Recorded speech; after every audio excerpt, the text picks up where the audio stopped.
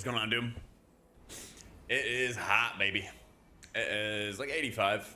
It's kind of like cloudy. I think it's gonna rain today. I actually think it's gonna rain today, but it's nice. Nicer. Is the proper webcam setting? There we go. Ah, thank you, Giva. I'm about to be very handsome and eat a lot of ground beef. Been munching.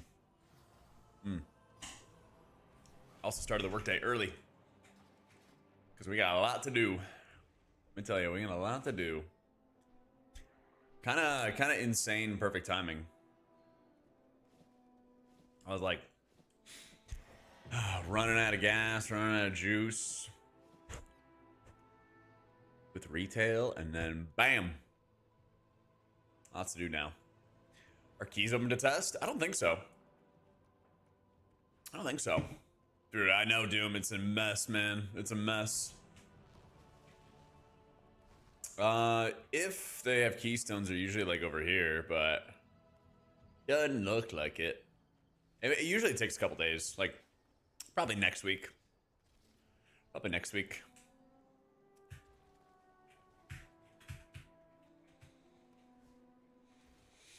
Oh, dude, I don't know what's going on with Holy Priest, man.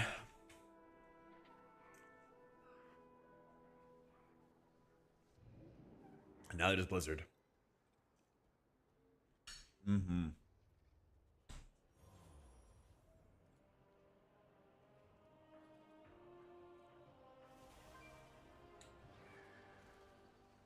Yeah, let's look at the disc changes.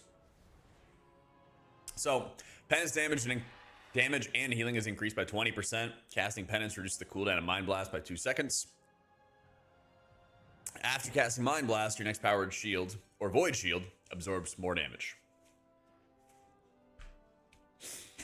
Is that really gonna like incentivize us to cast more penance offensively though? Like Divine Procession's still a bad talent. Rare Smite's a 1 talent pointer, but you still have like the 2-second duration on it. And now,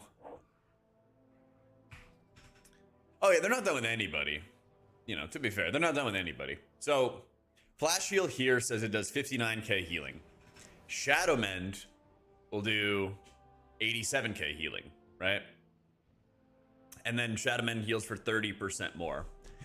So, if you take, what, 10% or something like that of 87k? 0.69 times 0.1, that's 8k, right? So times 3 is 26k, 87069. So you basically get to about 100k healing out of your Shadow Mend when we've got like 800k HP. And this was kind of getting into is in the video I posted today, or last night, I guess, was that they nerfed the baseline amount of healing that Shadow Mend is doing for you. I'm gonna log into to retail as well. Log into retail as well real fast, just to double check. But they nerfed the baseline amount of Shadow Mend healing that you get, so it's no longer a lay on hands. And then with this talent, you heal for 30% more and have more atonement, but you have a longer cast time and it costs more mana. So the net effect is it's no longer proc based, takes longer to cast, more mana to cast, and doesn't do as much healing. Like, huh? Like, huh?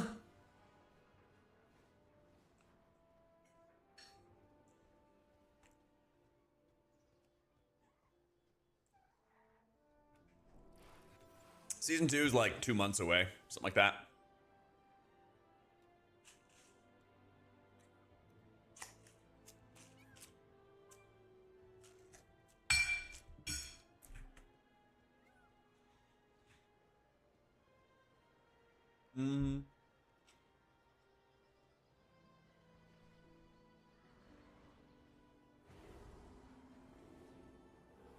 All right, this is live.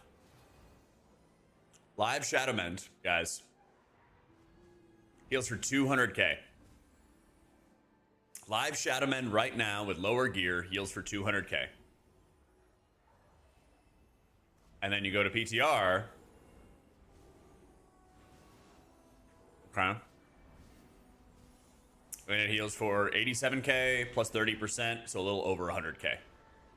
So the healing that it got cut in half, but you can cast it as much as you want, and it costs more mana. And people think it got buffed. Yeah, and we have more HP. Good call, Don. Of course, scene. It must, Lyra. I don't know what I did to piss him off. Hey, Mets.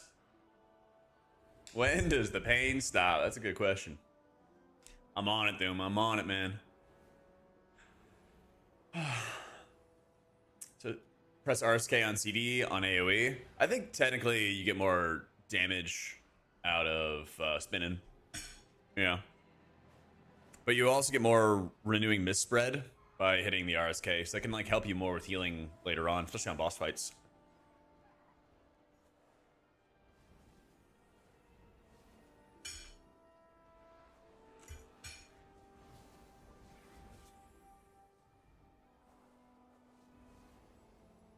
That could be Dawn, yeah.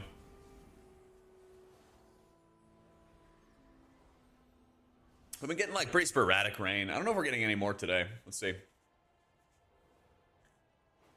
We should get some very soon, but not much. It's supposed to rain a lot tomorrow, though. Yeah, in the morning. And then in the morning again on Sunday.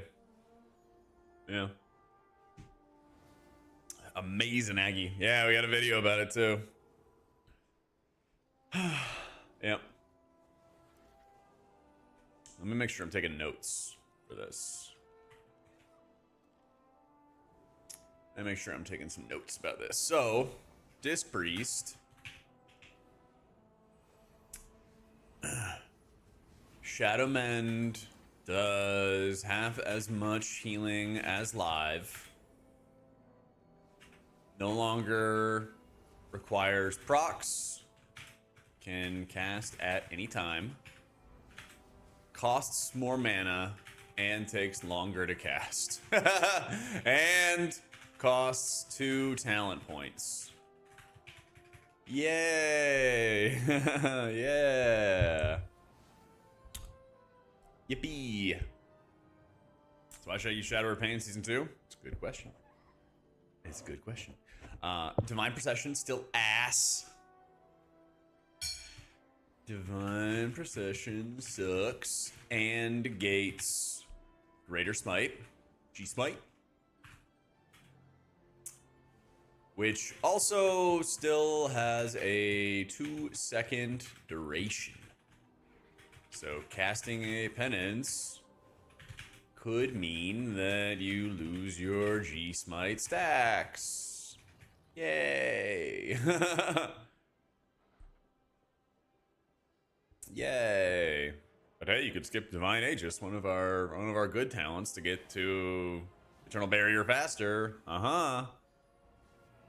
They gotta get rid of this line from Borrowed Time to Eternal Barrier, and they gotta add a Divine Aegis line to Wheel and Woe, because Borrowed Time is like pretty mediocre. Pretty mediocre. Oh, that's right. Perfect time, Scuba. Perfect timing. So now we'll talk about the tier set. So the two-piece. Penance damage heal increased by 20%. AutomaticJak missed stream yesterday. Thoughts on S2 dungeon pool? Yo, what up, Butters? Thank you for the 16 months, dude. Apparently they've changed a couple things with the dungeons. Yeah, apparently they changed, where is it? Sathralis. I don't know. Yeah, I don't know if you have to like direct heal her a lot, but apparently they've changed the fights a bunch. So we'll see how it goes. I'm not looking forward to Marektha or Adaris and Aspects. I think those are really annoying. Blinding Veil might be like the longest dungeon ever. King's Rest, we'll see, right? King's Rest could be a nice revamp, but it could be shit. And I'm tired of Ruby Life Pools coming back. I'm really tired of like Dragonflight dungeons in general. So I would say on its face, definitely an L. But I will say my predictions and other people's predictions on like how good is this going to be before we've even tested it isn't 100%. So I didn't think Pit was going to be that great before I played it. Ended up being my favorite dungeon. So we'll see. I don't like Ruby Life Pools at all, though. I would be very surprised if I liked Ruby Life Pools. Yeah.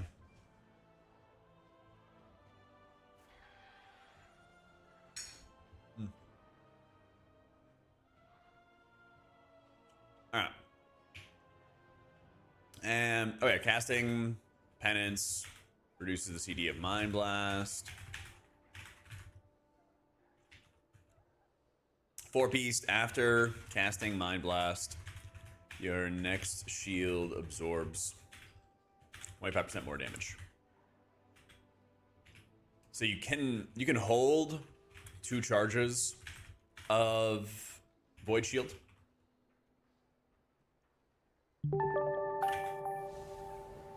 I'll start casting that now. Yo, Weezhu, thank you for the 17 months, dude. Yo, you playing on Monday? New season. Alright, so there's one.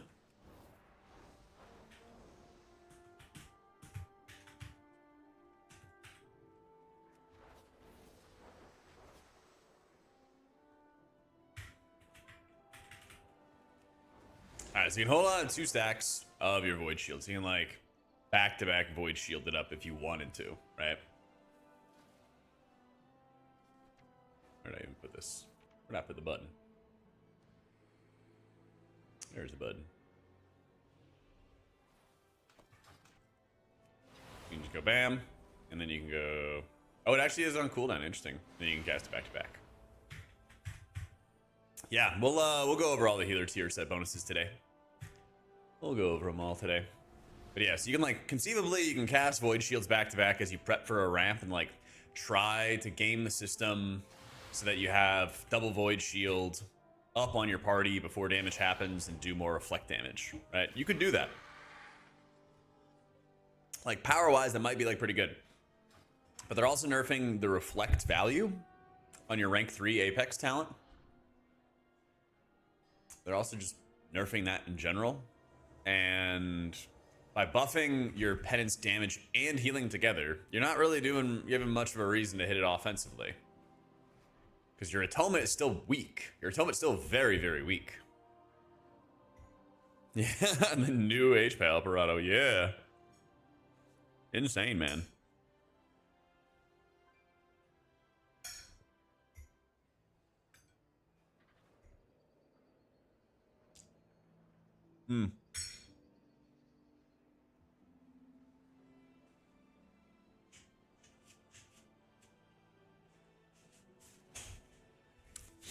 We'll review everything.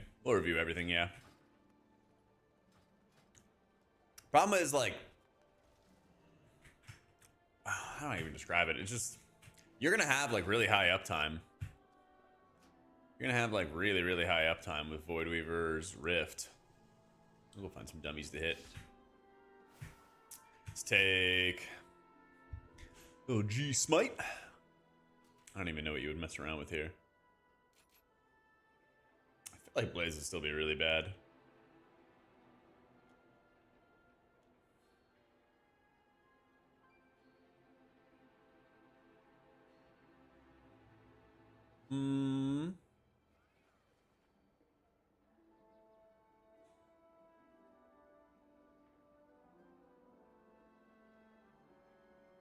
See, I kind of want to take...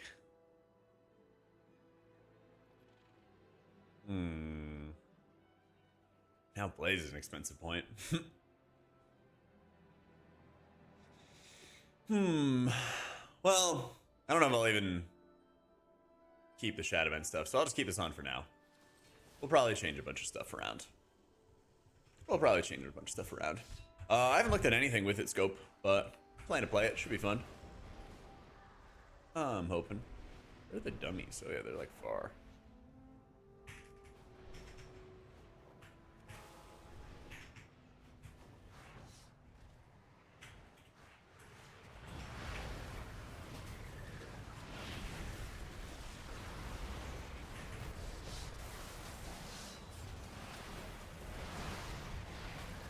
So see my greater smite? See how it falls off?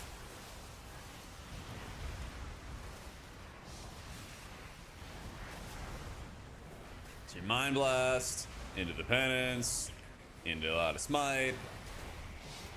So I have my greater smite, I've got my greater smite, got my greater smite. Cast the Penance, falls off. So you can have like really high uptime with Penance reducing the cooldown of your Mind Blast. But look at this. I even cast a Shadow Word Death, and like, I've got 33% haste. Not like I have low haste. My weapon oil on. Put a flask on. Let's see.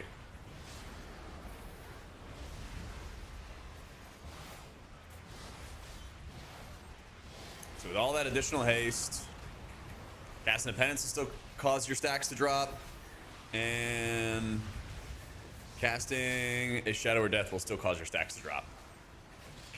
Casting a shield. The shield button. The thing oh yeah. Do I not have Rift extension on? Oh, I have Atonement duration. Okay. I was gonna say. There we go.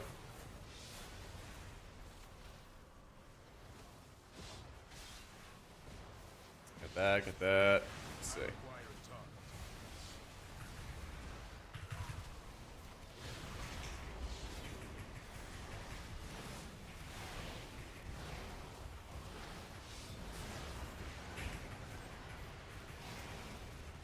And Rift goes boom. So you still have like 4 or 5 seconds of downtime, something like that.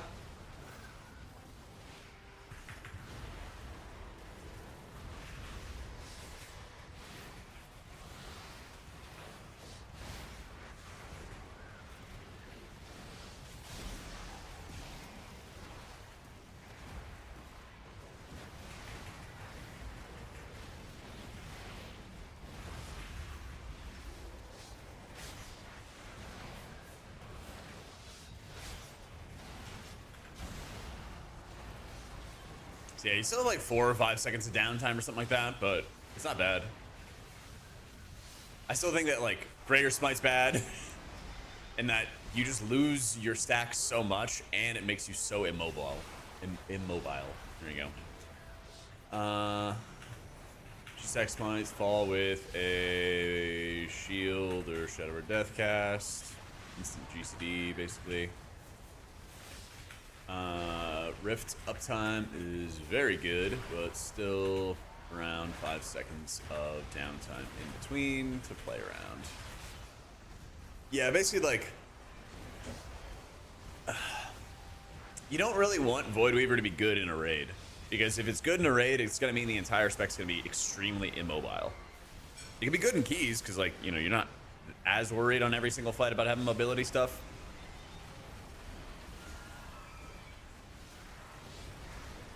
But it could cause problems.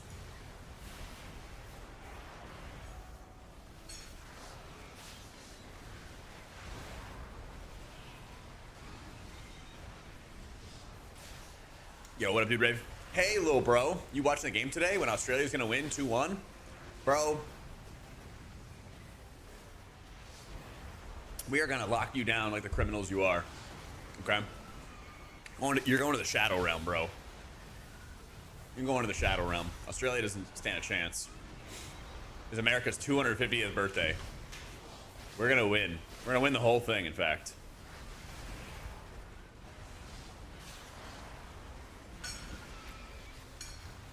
All the Europeans are already fascinated by our free refills, our free bathrooms, our $5 rotisserie chickens. Okay? We're the greatest civilization on Earth. And we're gonna call it soccer when we win. Force everybody to do it. Okay? USA. Free bathrooms, 10-inch gaps. Listen, man, imagine having to pay to piss. Imagine having to pay to piss. Couldn't be me. All right. About Prez season? I'd love a Prez season. I'd be down. Bro, sound effects are crazy loud. There we go. If we win, I want you to wear a full Aussie get up next stream. Where am I gonna find that from? You think we just have that on every corner store? We think you have every product to be able to deck myself out in foreign countries' colors? Well, we do with Amazon, okay? Because we also made that shit too. Yeah, I could find a kangaroo suit on 2-day shipping. Could you? Probably not. Didn't think so. Dornegal, Lennox. Yeah, Dornegal. It's outside the big building. We got kangaroo couriers, yeah. Some Stone Age stuff. Here's a Blizzard given the ability to regen some mana from Smite or offensive Shadow or Pain. Multi-dot, it would have been so much better. I agree, that is a good point. Mana concerns. Good job, Jimmy. Mana concerns. Let's move on to the healing NPCs. Alright, I gotta set my click casts as well.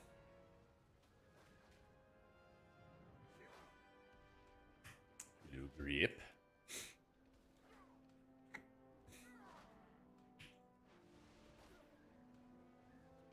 Shadowmand. No. Oh, yeah. It's not the end.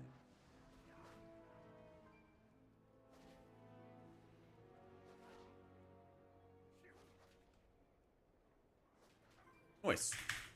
Ruby Light Pools to come back in the stream a few days ago. That's right.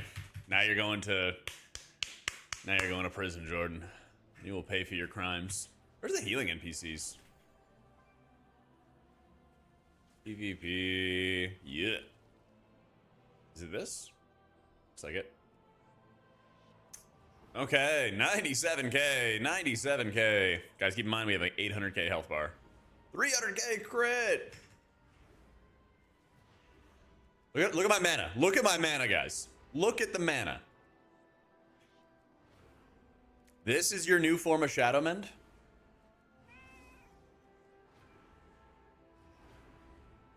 And Nuarum. Paying to use the bathroom a thing in Europe? It is, man.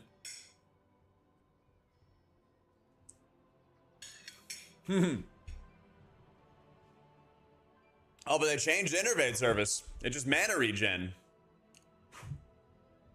It's just mana regen. No free cast anymore. They don't spam that button.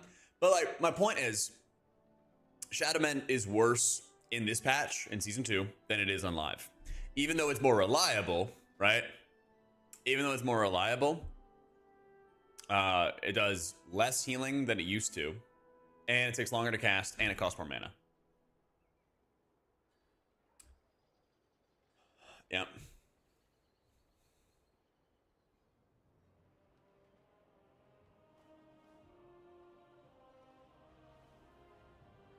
Yeah, I mean, it definitely is like a nerf to Paladins having Innervate get worse. Yep. It's a thing, paying to use the bathrooms is a thing to recoup money to invest for upkeep of the bathrooms. Or you can just roll that into the price of the business and the food. That's how we do it. I think Void Weaver could be really, really good for dungeons, yeah. Yeah, that's true. How much do you have to pay to use the bathroom? You know, public bathrooms should be paid if the money is spent on keeping it clean. Fast food places in the US and Canada are just, yeah. It depends on where you go. You know, obviously, if you go into, like, the heart of the city and you use, like, a fast food place's bathroom, they'll probably be kind of shitty. But, like, you go to Buc-ee's and there's, like, the nicest bathrooms you've ever seen. If you go to a fast food place in the suburbs, they'll usually be nice bathrooms. If you go to, like, the public bathrooms at an airport, they're kind of shitty. But if you go to the bathrooms in, like, the, you know, the airline clubs, they're really nice, you know. But either way, you don't have to pay. Let me tell you, the free bathroom that's all run down and shitty is going to be infinitely better than the one you have to pay for. You know? It's like, what's the best tasting beer. It's a free beer. And it's not even close. It's literally not even close.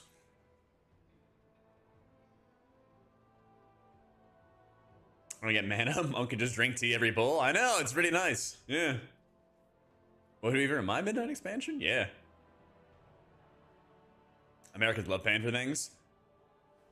Yeah, like cool shit. Not like the privilege to take a piss. We have good beer, Honk. We just have like light beer that people, like alcoholics, want to drink to get drunk really easily. And that's kind of like the mainline stuff. But people who enjoy beer for like a taste will go to like craft beers and stuff, you know? Yeah. I hope Void Weaver's not going to be played in Raid, dude. I hope not. I don't know. What do you do in a Raid? Not Shadowman talents. Oh yeah, actually, I have to change some other shit around. I mean, I would want it to be like maybe something like that, but fuck, I don't want to go to Borrowed Time. I don't want to go to Borrowed Time to get to Wheel and Woe. But that's more of like an Oracle thing, to be fair. Yeah. So I don't know, purely for an M+ environment.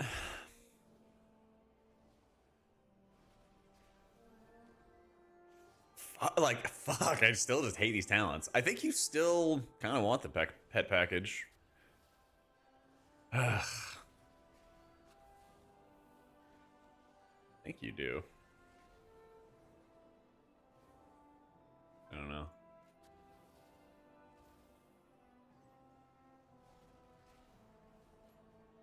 I think you would probably do something like this for M+.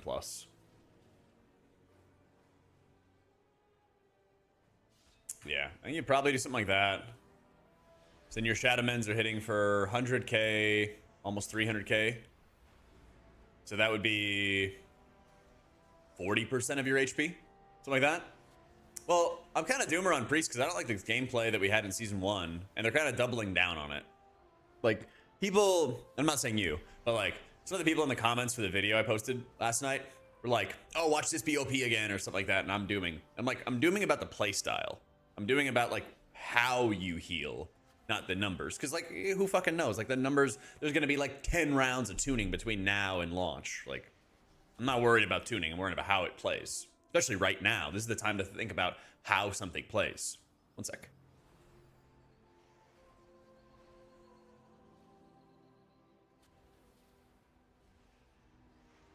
So I mean, that's really where I'm coming from. I want Atonement Healing. Yeah, I want Atonement to do stuff. I want, you know, Searing Light and Blaze of Light to do real healing. If they're gonna push Greater Smite, then I don't want to drop my 25% damage buff stacks every time I cast a shield or a Shadow or Death, right? That's just like bad quality of life. It feels bad, you know? Yeah, it just feels bad.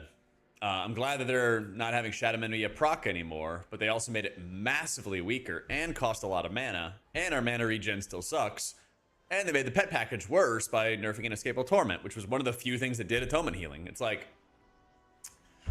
you know, it's like a field of wheat, right? And you have like the big wheat stalks, and every time a stalk rises above the rest, it gets chopped down instantly. That's how it feels, you know? Inescapable Torment was actually doing Atonement Healing, so it gets chopped down. You know, Penance was doing Atonement Healing in beta. It got chopped down. It's just like over and over and over again. The Atonement Transfers of the Shield got chopped down. Overall Atonement got chopped down. You know? That's what I'm going with. And I'm like, and then I'm playing Monk on live, and I'm just like perma DPSing, you know, 80% of the key, and I'm like falling asleep, and there's just like no choice or no thought really put into what I'm doing. I just do damage, you know? So conceivably, Striker, yeah, you could like hold on a double Void Shield, have two going into a ramp, put them up for the damage, and then possibly cast the third one so that you have like big shields on everybody that also spell reflect and do Atonement Healing. Like, I see the vision. I just think it's a shitty vision. You are storing up shields and then the shields themselves are the ones doing the atonement healing. I would rather my damage do healing, not my shields reflect damage, because you don't see a translation of that, right? So monk player spins, you can see the numbers light up all over the place, right? Instead, this is like passive damage where you shield somebody in advance and then the shield gets absorbed and then it does damage to the enemy for you. You are not doing the damage, the shield is doing the damage. That's what I don't like. It's non-active atonement.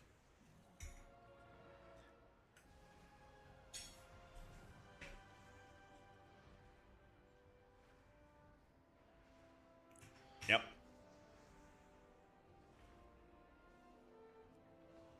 Let's see about like an M+ setup for Oracle.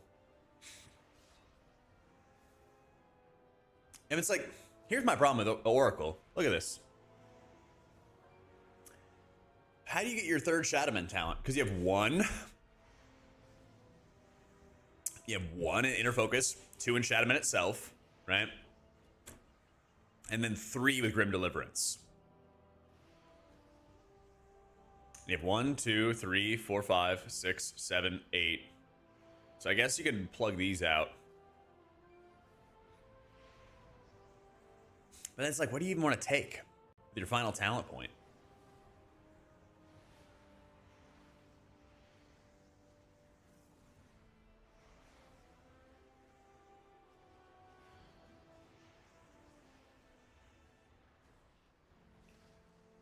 Yeah, it's like, when do you... And that's my point, though, Flux, is like... I can take the point as spreading, but I can only have 1, 2, 3, 4, 5, 6, 7, 8, 9, 10, right? So taking these talent points out, we will in a second, right? But my point right here is like, okay, you have your Inner Focus, which benefits your Divine Aegis, shield stuff. You have to take Borrow Time to get to Wheel and Woe. They did increase the damage and healing out of your penance, but your penance still sucks for atonement healing, you know? So like, that's not that good of a talent. You want to make your Shadowman more efficient because it costs a ton of mana and you need to have a single target heal for just how the spec plays, right? The execute doesn't really do much on its own. You need a pet package for that. Then you need to reorient everything else there, you know? So like, I could drop these, dump it over here, and then I guess I could run Shadow Fiend for some mana regen. Like, all right, great, right? Maybe. Yo, Nelium, thank you for the 14 months. Hope you're doing fine. Also, what the hell did I just watch in your last video? Are they trying that I deleted my main Disc Priest? Cheers from the Netherlands. Hey. Thank you for the 14 months. Jeff, thank you for the 42 months. They're still trying to like double down on this like atonement but not atonement kind of healing. And I hate that.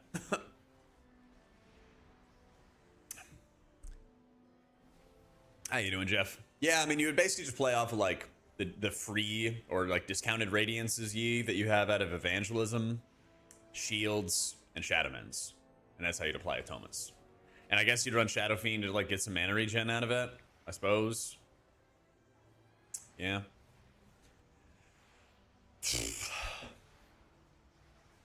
Yeah.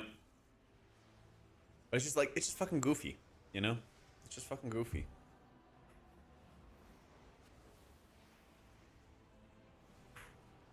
$14. So it's anywhere between like 14 and 36. I guess 14 and double that, right? So you go 28, or sorry, 14 times 4 is 56k healing for a direct penance. And then 14 times 8, assuming you crit with everything, is 112k. So like, if you needed to do single target healing, you'd still get better output out of a Shadow Mend, right? 160k from like just a cast on its own. Still consumes a ton of mana. How much mana? That is 12.5k mana compared to a powered shield. 6k. So Shadowman's costing twice as much as a shield. And shields are already really expensive too. Yeah. We'll do Holy Priest next in just a second. In just a second.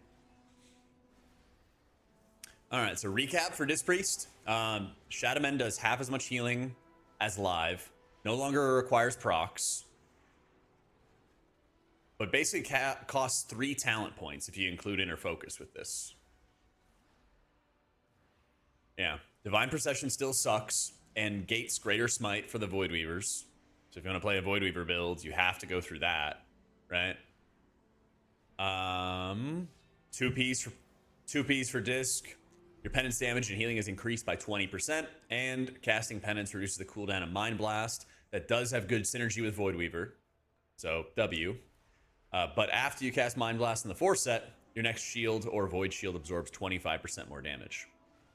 And so with this, you conceivably are holding 2 charges of Void Shield, can force a 3rd with Mind Blast, in raid, pre-shield with Void Shields, and have them carry the brunt of your Atonement transfers when big damage goes out. Soak a bunch of damage on your allies, deal damage back to the enemy, and your real Atonement healing from, you know, Smite, Penance, etc. does diddly squat. Greater Smite still has the problem of dropping at stacks anytime you use an instant cast spell. So say you're smiting and you want to cast a shield on somebody, or you have a Surge of Light proc and you want to cast a powerful Shadow Mend, which would be high value, your Greater Smite stacks will fall off. So you're kind of like locked into staying in place, not moving, and pounding Smite all day. Still costs a ton of mana to cast your Shadow Mend. You don't really have any good ways to regen mana effectively. You still have the pet package. That's kind of it.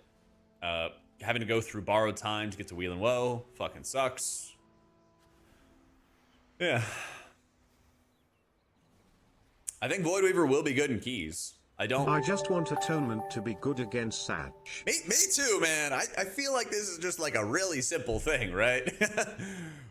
The spec that pushes damage buttons to heal would like to push damage buttons to heal. I don't know. It's not rocket science. It's how it's worked for a while. And now they're like, no. We'll have you put up shields, and then the shields will deal damage, and that'll do the healing. Like, what the fuck? What the fuck? I haven't checked it, Mag. Haven't checked it yet. Yeah, I saw the Innervate stuff in some. Yep. I don't know, let's try Holy. Let's try Holy. I've been contacting a bunch of people. I was talking to Lauren earlier before the stream started, and I'm gonna see if I can get him to join for a little yap sesh about Shaman soon. But we'll try to go through every healer today. I don't know. We'll see how much time we have. I'm gonna try to though. All right, H Priest, 2-piece. Oh, we gotta do some testing first, Saints. Don't worry, the tier list won't take long.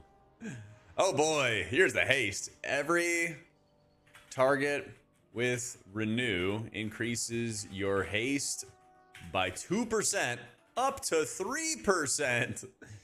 Like, what? What? Okay, so you have 2 Renews out and you get 3% haste. Wow. Holy fuck. Renew healing increased by 10%. Light's Resurgence has a 100% chance to leave a Renew on the first target palm heals.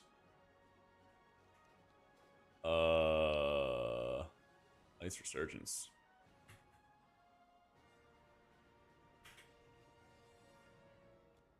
Oh yeah, Benediction. Benediction. It's supposed to say up to 6%. Okay. Yeah, we'll try it out. I know, right, Flux?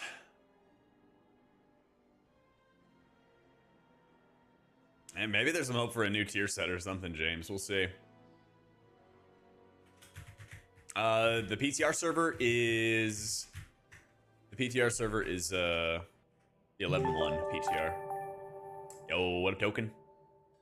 I've not tried LEUI yet, but I'm planning on doing it in PTR because I know I'm already going to change around my UI for season 2.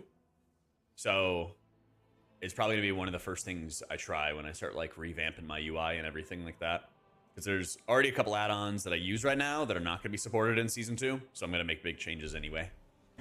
But yeah, a lot of people have been really positive about it. I don't know if I'm gonna give up on Dander's frames. I kind of love the add-on though. But I heard you can like just turn off things in LEUI that you're not using. So I might use like LEUI and then just like still use Dander's frames. We'll see. Oh, I'm not using LVUI. I used that a long time ago. I'm never going back. Let's have an Ellesmere UI. Is there even a good way for me to reliably get renews out? Let's see. Let's see.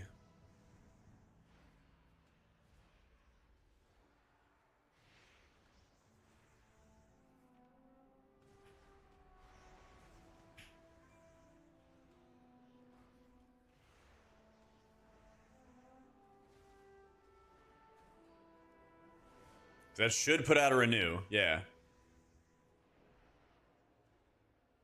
Where's my haste? I have a renew out. Where's my haste?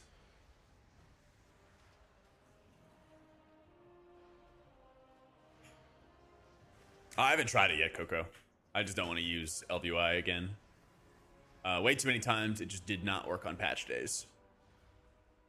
And I got really tired of that.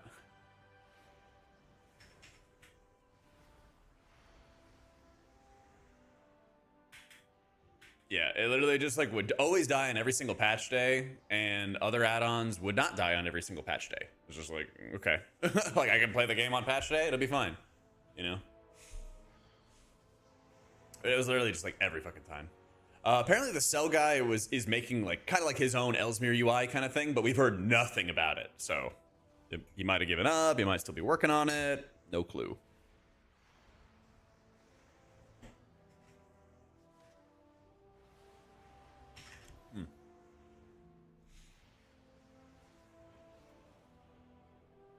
In combat? No, not in combat. It says I'm in combat though. Yeah, 100%. Like, you know, people were being patient with it, Token. You just can't wait forever. Eventually, you got to play the game. Like, I had some people in my chat who were like, I'm going to use default UI until Cell comes around. And, like, then Cell just didn't come around, and it sucks.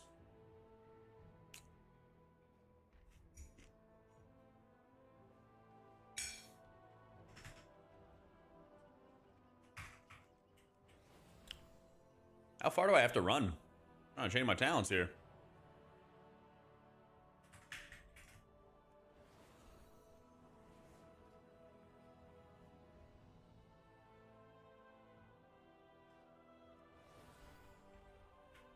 Still says I'm in combat.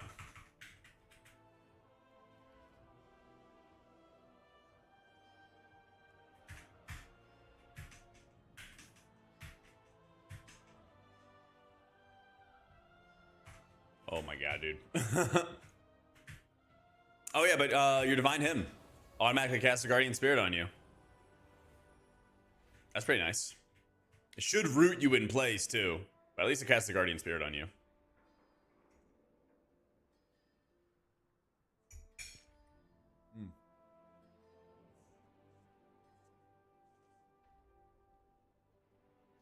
Oh yeah, Priest Deer sets. This one looks pretty good. I don't know how I feel about the face.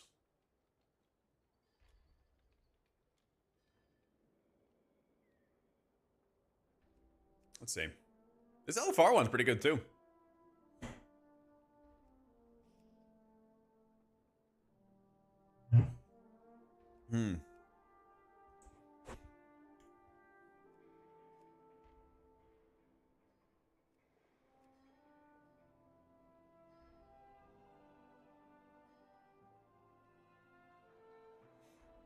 I feel like I'd give it like a B plus.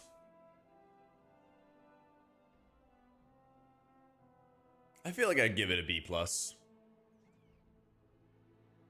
I don't know. I thought I don't know if I like these faces. I like the halos, but I don't really like the faces that are caught in between. I don't know.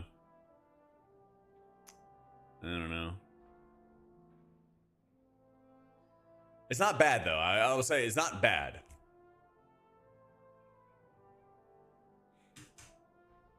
Him is better defensively when there's no knockback. Yeah.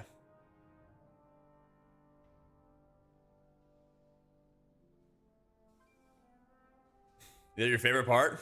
I mean, I just kind of think of like the Legion shoulders and how much better those were. Let's see. Yeah, like these. It just kind of reminds me of like a weaker version of those. You know? Like this set's crazy, right? Yeah. So good. And so now I'm like, got like a weaker version of that. I'm sure the PvPers got some good stuff. I'm sure they got some good stuff, as usual. Huh. I don't like this. I don't like this, actually. Usually the elite sets are really good. I don't really care about that. It's like drab. And then you have bright halos. Yeah. Yeah, that's whatever. I'm usually like really impressed by that kind of stuff. Yeah. Am I still in combat? Still in combat. Yeah, I'm gonna die to the anvil, like that guy said. I'm gonna do this. Aw.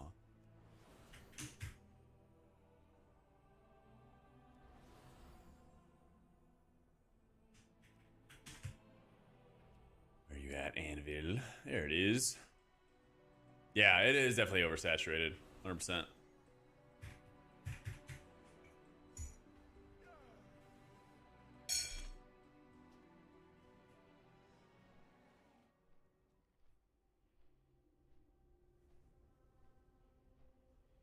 Shaman said seems a bit top heavy.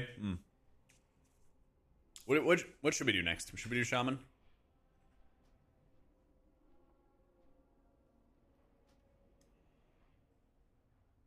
Do it.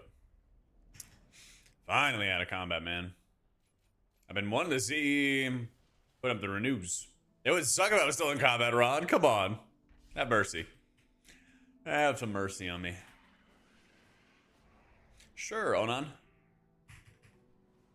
Alright.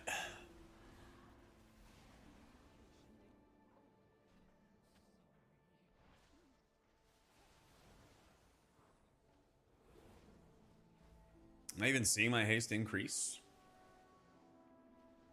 36%. 33.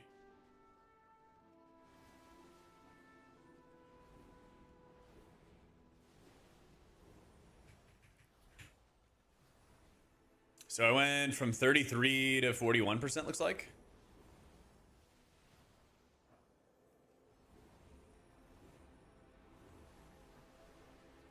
I'm at 39%. Haste increased by 2% for each renew, up to 6%. Okay, so yeah, up to 6% more renew, like you guys said. Up to 6%. Yeah. So, wowie, you can get 3 renews out, you get haste. What do you use the haste for? Nothing really. Nothing really. Otherwise, they didn't change around like your talent setup or anything like that.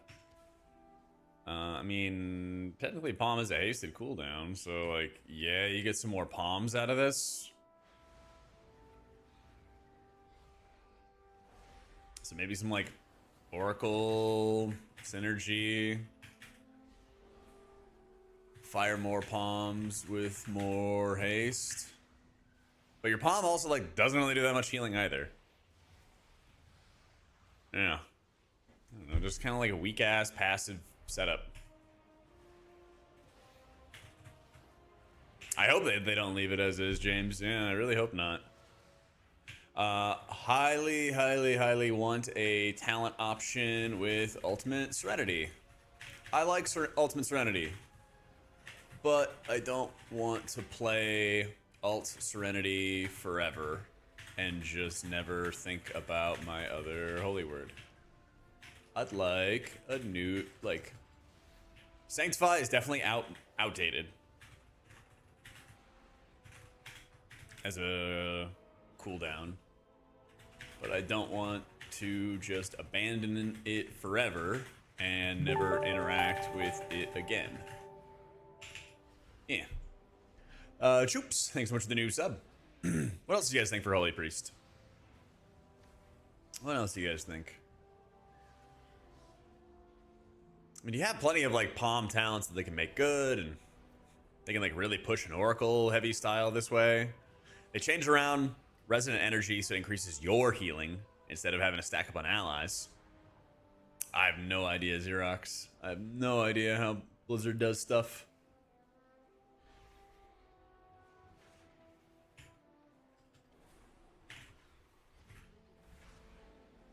Yeah. Hey, Tequilix.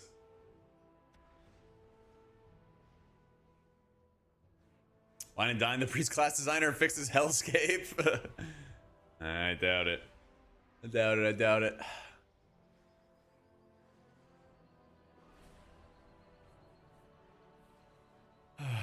Yeah, there's looking like a lot of poisons coming up too.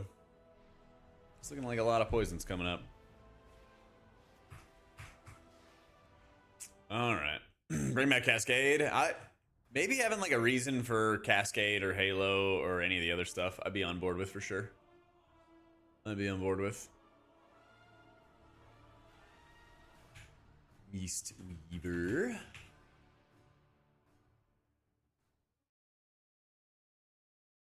Yeah, we'll do Mistweaver next. Let's keep on rolling through all the healers as we go.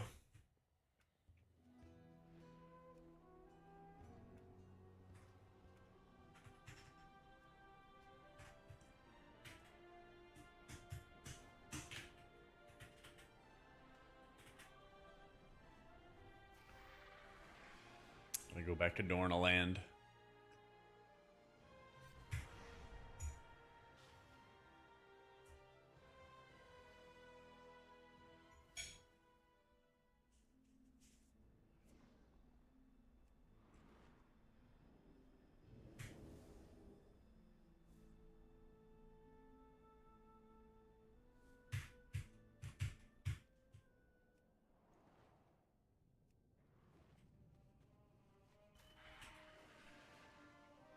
Too much class marginalization? Yeah. I feel that as well.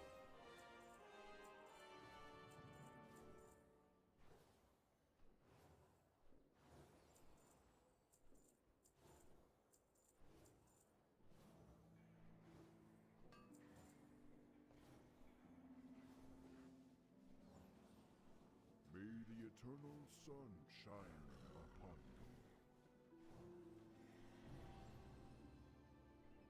Peace, friend. Get it all on. Yeah. I haven't played I haven't watched anything about the new Fellowship season yet, Chicken, but I'll play it on Monday. Trying to jump in totally fresh and see how it goes.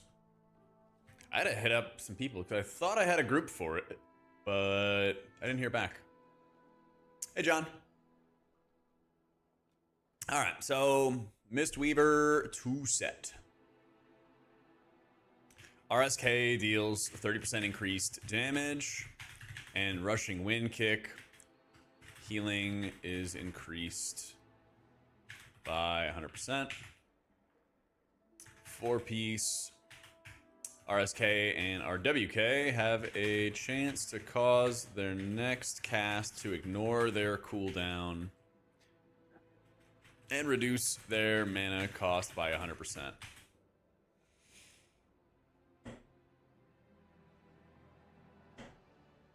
So, like, I don't know, you get like a free envelop cast? Let's see.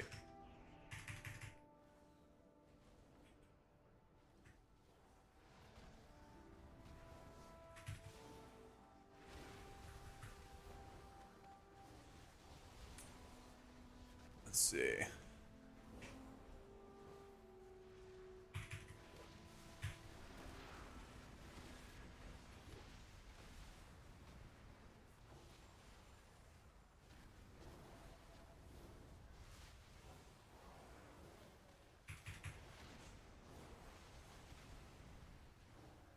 It's just secret infusion stuff. Your next Rising Sun Kick or Shayloon's gift is She-Wave.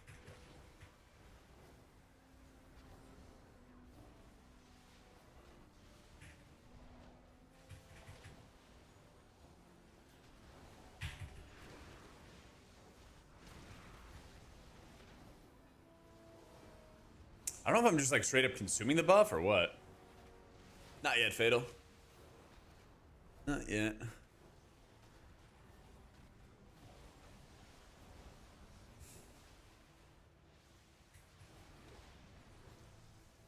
I'm trying to see what the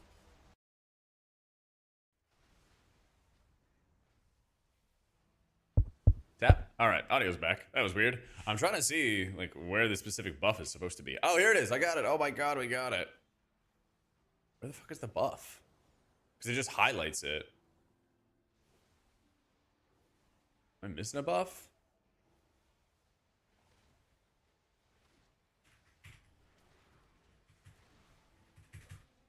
So here's that.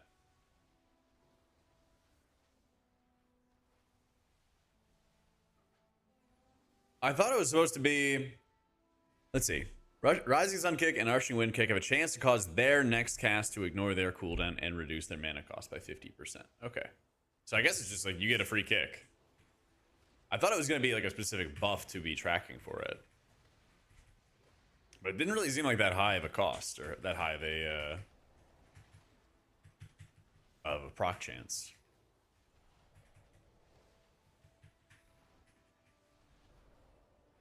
Yeah, you just randomly kick an extra time. Okay. Cool, I guess. I mean, it seems like this season in general is going to focus a lot more on single target damage and everything.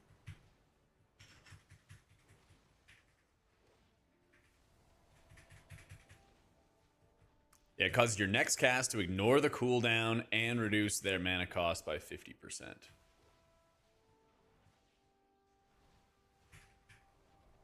Like, was that really needed for Monk? Because it was not in my experience. It was not in my experience.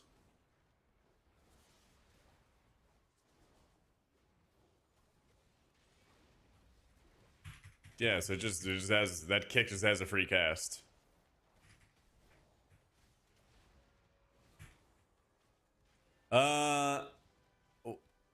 When I looked at it before, it looked like it was 100%, but now it's just 50%. So I wonder if it's a difference between rushing Wind Kick and rushing Rising Sun Kick, I guess. But yeah, this one, no mana cost, and it goes to 6k. I don't really get it. I don't really get it, because like, what is this necessary? What's this supposed to be doing? Like, even you play like, yeah, you get another rushing Wind Kick in raid. It kind of just like fills time for you in raid. I don't know, you're still setting up your envelops, your vivifies are still doing like the big boy healing. That's actually what's just causing everything to crank. I don't know. Yeah, it's just like, yay, you get another Rising Sun Kick, yahoo. So, Monk, boring tier set. Some extra free RSK, RWKs, or reduced cost.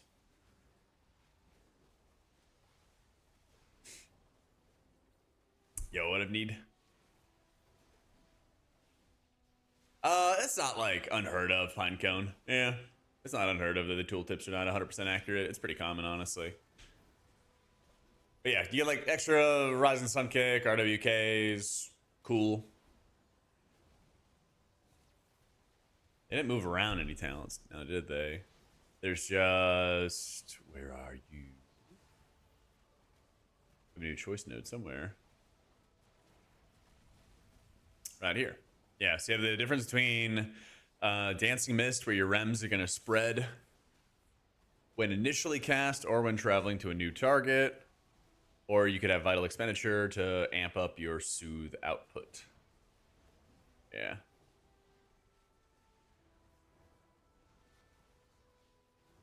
Where was the Rising Sun Kick and Enveloping apply Renewing Mist for 6 seconds to an ally? So you have Rapid Diffusion, which can like help with this.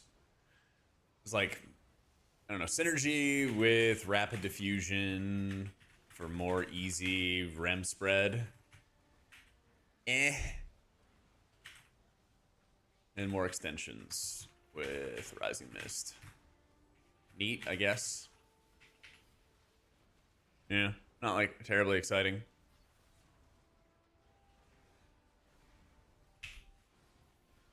Then I want to try getting out of combat.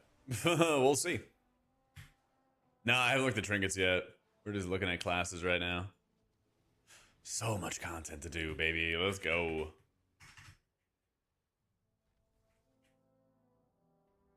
I don't know if I'll have time to get to the trinkets today, but maybe tomorrow. Maybe tomorrow. Let me see. You know who I'm gonna message?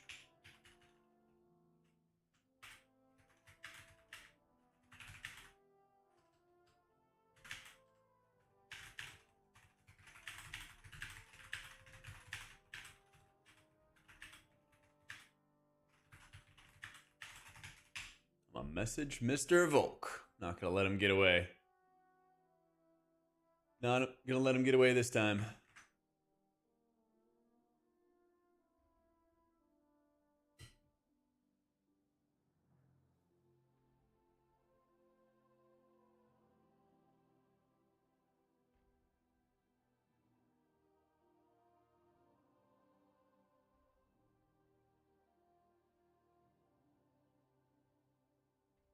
I saw your message, Dawn. Interesting. What up, Shin? I haven't tuned in since the beginning of the patch. I was pre-slicking this upcoming patch. I'm not liking so far what I'm seeing out of the tier set bonus or the talent changes. It's honestly gonna be so perfect, Boot, because the very end of the month, on like the 30th, I'm gonna go see family for the 4th of July. So I'll be gone for like 5 or 6 days. And never fear, I'm gonna have a fuck ton of videos. I'm gonna have so many videos to work on. This literally could not have come at a better time. Literally could not come at a better time. Oh, we got out of combat. Okay, cool. So what I want to do is I want to see. Shit, I should have done it while I was in combat. It's okay. We're gonna turn off some talents. Take our Apex talent right here. I know this is gonna be hodgepodge. It's gonna look like shit. Just trust me, chat. Just trusty. Okay. I want to see how much healing and how much healing conversion our vital expenditure is going to be giving us. And I gotta set keybinds.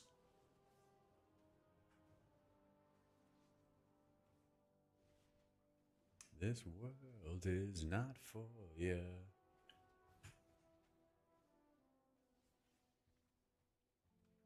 Well, they fixed the detox. You can actually like add all your dispels to the native Blizzard click casting. That only took like 5 years.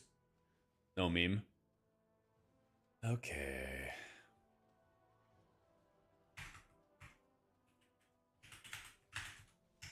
So channeling the soothing. It says it's, you know, it's costing way more mana, right? It's like 200% more mana.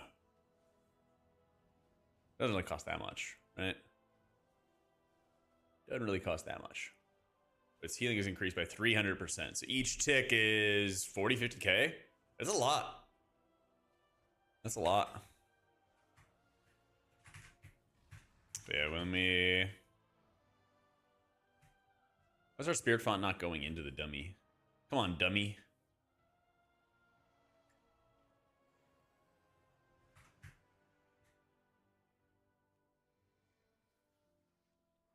Do I have to, I don't know, be in the same party of it or something like that?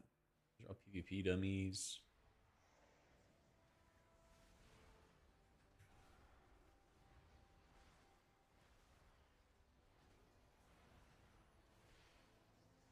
Oh man, the mana burn. The mana burn.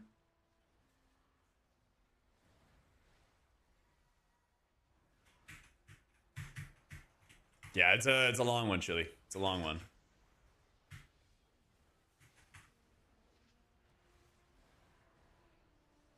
Well, Spirit Font doesn't want to activate. on dummies. Yeah. So might be a TBD. Might be a TBD. I'll drive back to you. Sounds like live. Yeah. I mean, I think it's safe to assume that the soothing mist from that new talent is going to actually have an impact and everything like that. So cool. Cool. See, I was really hoping. I don't know. I think the expectation that Prez is going to continue getting a lot of buffs, continue getting a lot of juice, and then it didn't. Like, all right. Yeah.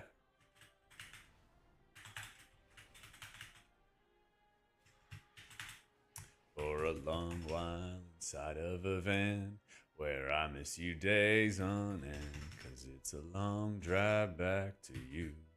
The kind that always takes a day or two. Yeah, you know? Okay. Shutting up.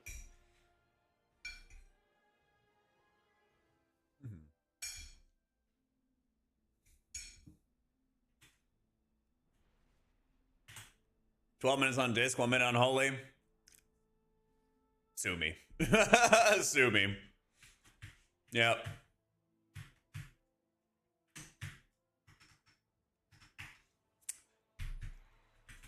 Listen, man, I could make up some bullshit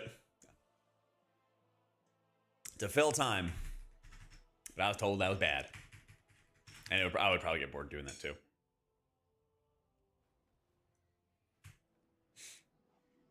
Buff M plus Prez without making the raid OP. I don't know about you, but like after playing Prez and raid a pretty decent amount this season, I think Prez and raid is like really boring. I think Prez and raid is like actually pretty boring. It's really weird. It's like I just apply echoes and then hit Marithra, and I apply echoes and I hit Marithra, and I just do that, and that's it. And I'm just like, okay, what else? What else we got going on here? Ain't much. I'll tell you that. Ain't much.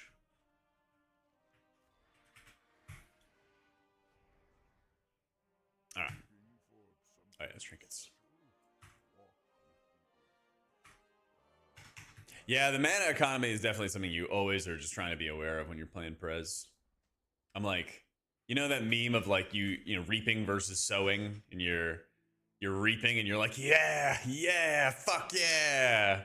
And then, or sorry, when you're sowing, right, and you're spreading the seed, you're like, fuck yeah, this is the best. And then when you have to reap what you sow, you're like, oh my god, this is the fucking worst. It's like, you just and then you can't get out of being as Prez. And you're just like, fuck, man. I mean, who doesn't, audio? Who doesn't, man? The biologist had it right. Anyway, Resto Shaman. Healing Wave and Chain Heal have a chance to create a healing rain at the target's location for 10 seconds. Okay. Arsham. 2-piece. Heal Wave, Chain Heal, create healing rains at the target's location. Okay, 4-piece. Every 1 second, one ally inside of healing rain gains a watery shield that absorbs 3k damage. Okay. Yeah, conceivably you should have multiple healing rains up. Let's go find out. Let's go find out.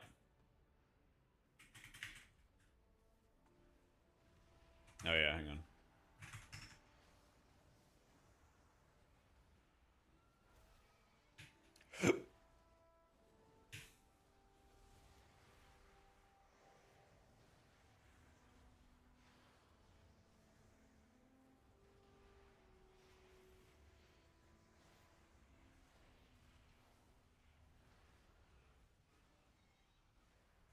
Okay.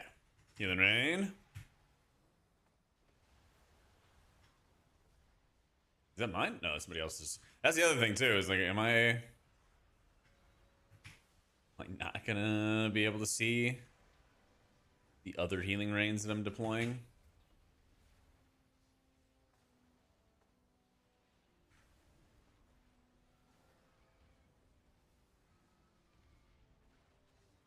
almost wonder if it's not going to work on these training dummies. Let's see. Go to these guys. Come here, you dummies.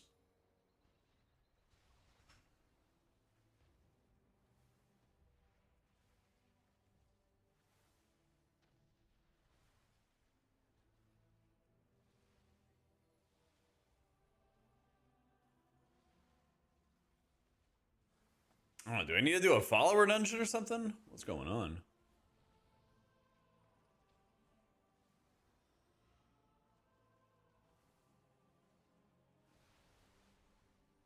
You haven't gotten a single one to spawn? Chance is very low. Alright, I mean, I'll keep on gambling. I'm down to keep on gambling. So see.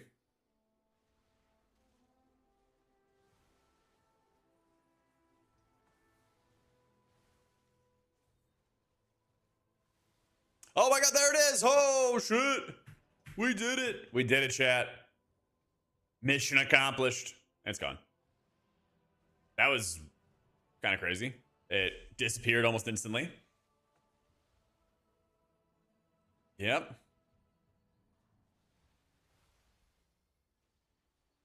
Okay. Does it even proc off of my totem chain heals? It doesn't look like it. Hasn't happened yet. Oh shit. Oh shit, it's healing him. It's healing him. But it lasted like 2 seconds. So it does not seem like it's lasting the duration it's supposed to be, you know, doing. It's not 10? Yeah. Okay. Zifa! Yo, thank you for the 38 months. Alright, so we figured that out. Cast all our totems. No dice. Where's my watery shield? Condensation absorbs 3k damage. Woo! Holy Priest tier set? Not a big fan. Your renews will give you haste, and you can more reliably put up renews with your benediction talent. Like, yeah, so low chance to spawn, heal rain. Duration is less than advertised, 10 seconds. Shields are 3k in value, lol. What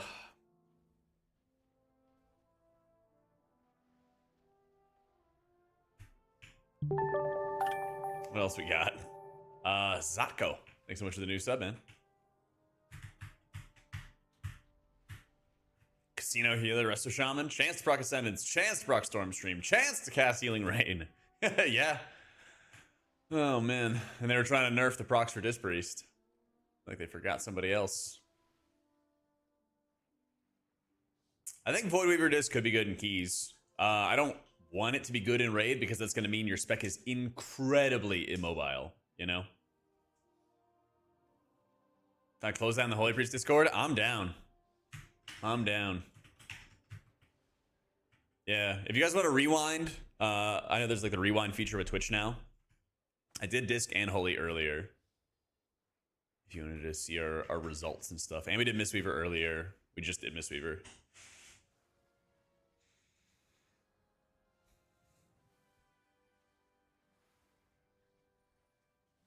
That's the thing, like you only have 4 or 5 seconds of downtime when you play as Voidweaver between riffs, which is good, you know, it's not much downtime. Prez is coming soon. Relax. It's coming soon. Monks seem kind of boring, honestly, Mavina. Yeah. Boring tier set bonus. Not really that exciting. Just get some random free RSKs, basically. So, don't know yet, Mike. Don't know yet. Still got more tier sets to try and see. Let's look at Paladins. Holy Paladin.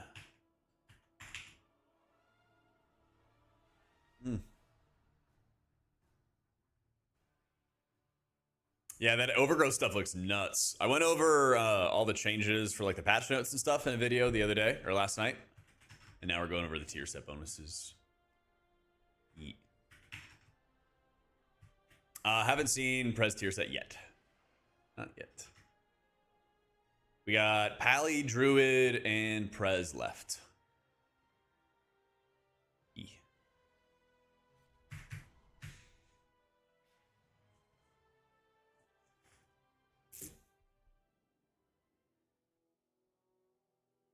Where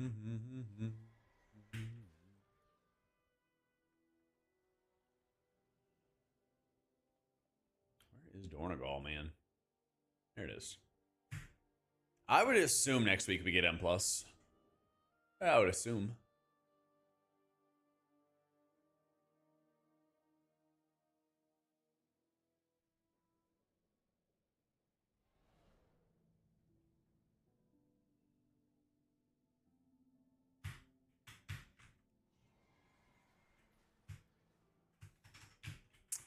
The Shaman tier set was like random healing rains that didn't last as long as they were advertised, and the shields that they gave people were like not even noticeable. So, not looking good. Not looking good.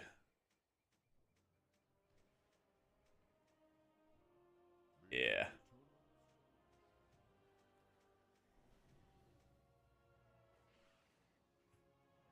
All right, Paladin set. Since they are perfect just how they are and got no class changes because they definitely did not need any, it's only the tier set. Infusion of Light increases the healing of Flash by an additional 75%. And the Absorb, oh boy, and the Absorb from G Judgment by 75% as well. Okay. So Infusion makes your two spenders just stronger. Cool. All right. 4-piece. Judgment now has a 20% chance to grant Infusion. Holy Light now has a 50% chance to grant Infusion. So you go like more Procodin kind of stuff. Yeah.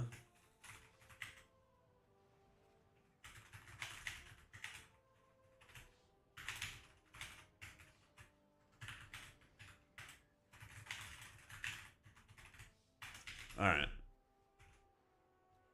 Let's see how this goes. Set up some casts.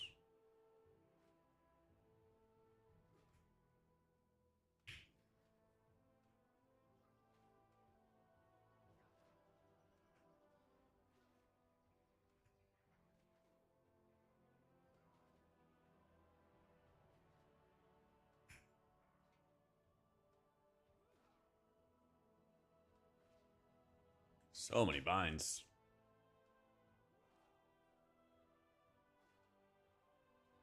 All right. So you do a focus. The heck? Why can't I cast? Flash is left click. What is? Oh, this is a. This is okay. I see. Duh. It's not a healable guy.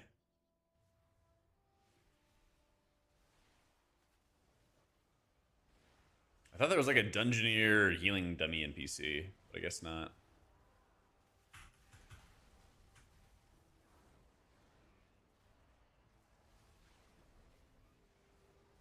But yeah, you basically could just get more infusion procs, and you can get infusions from casting Holy Lights.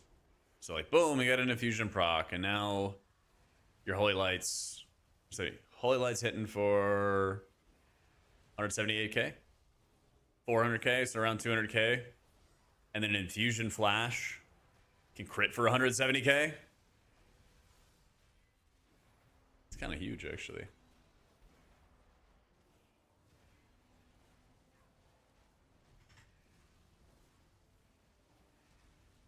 So you get like really, really huge infusion heals.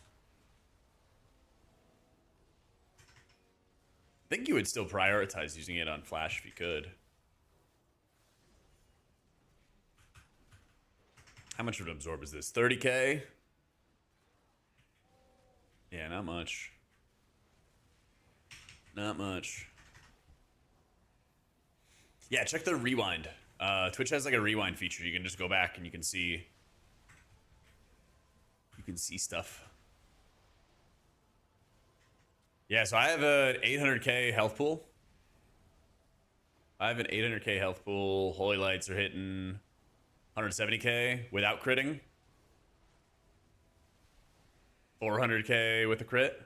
Infusion with a flash buff. 77k, 80k, no crits.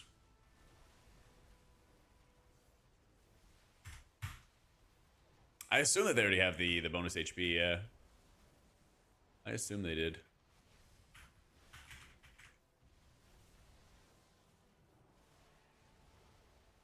Yeah, okay. So like the stuff you're already good at, you're more good at. Nice.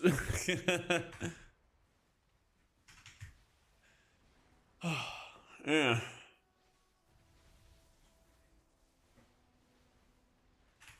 So yeah, direct, infusion, flashes hit very hard.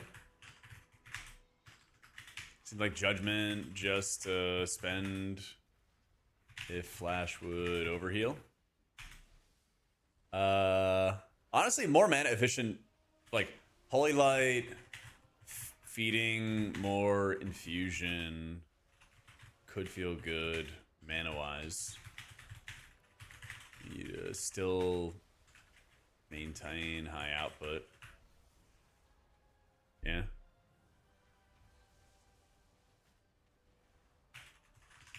It's a wealth of additional infusion procs. Yeah, I am surprised they're not doing anything with Empyrean Legacy. What else stands out as being like a big problem?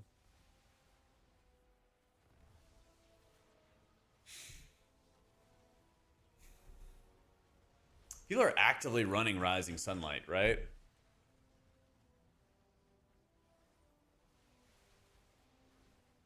M plus, high keys, talent heat map. Yeah, people run Rising Sunlight. But it's a boring as fuck talent. It's a super boring talent. How you doing, Griffin? Still running boring talents like Rising Sunlight.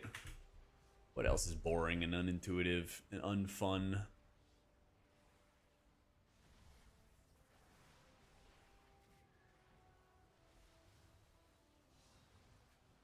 Infusion procs from Holy Light are weird because you're generally going to have another heal queued up after you press it, so you waste the infusion since you don't know what'll happen. You could waste it. But I mean, if you're queuing up like multiple Holy Light casts, which is what I think you're implying, you could always just like cancel that cast and then hit the instant cast infusion and not be like wasting any global, right? And that helps kind of break up the cast a little bit. So like, yeah, if you had to just spam a target in a very limited time window, like you have to heal crystals or something like that, it could be bad because then you would waste the infusions, which is what I think you're getting at. But if you had a little bit of like time and flexibility, then it just helps you do it more mana efficiently. I guess it's a good thing to write down. But what if in a situation, but with the way healing is by the time you stop the Holy Light and press the flash, someone gets topped? I don't know about that, because the infusion flashes are going to be instant cast. If you're already queuing a heal up on somebody and then you walk forward while also pressing your infusion flash, you know, the heal goes off insta. Yeah. I didn't look at any of the prop alley stuff, Rice. I've just been looking at healer stuff. No, I haven't seen them, Griffin. Are they Gooner skins?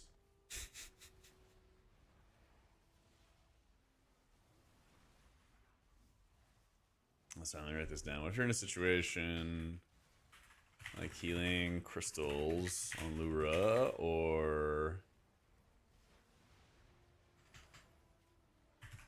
you need to slam back-to-back Holy Lights for wasting infusion procs, slowing down healing, but being more efficient about it. Yeah. Yeah, I haven't been playing Rivals either, man. I've been playing like... Actually, I haven't even been playing any other games lately. I haven't been playing any other games lately. Tariq's wearing a Speedo and dudes dual wielding hammers, if you know what I mean. Nice. Hell yeah. Oh my god, dude. Oh yeah, I want to write down Rising Sunlight's boring talent. What else is boring talent? What else do we hate? Do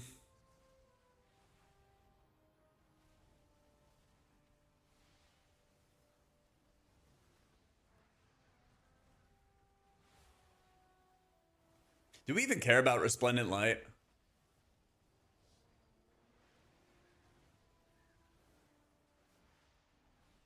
It's just like extra splash shields, you know? Yeah, getting more. I feel like rotationally the tier set will make it feel better. Rotationally, tier set might make things feel smoother with more infusions, I guess.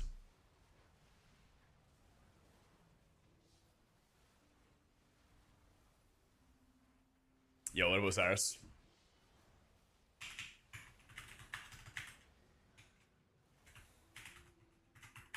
Yeah, no MP legacy changes. Still lots of extra, mostly passive splash, side healing. Overweight single target healing. Almost needs raid fights that require huge ST healing to be valuable. Yeah.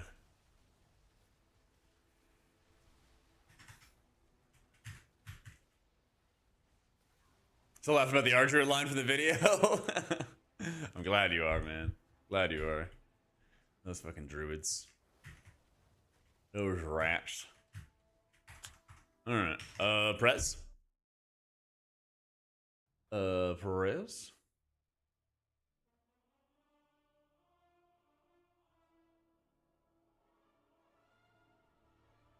Where's my boy?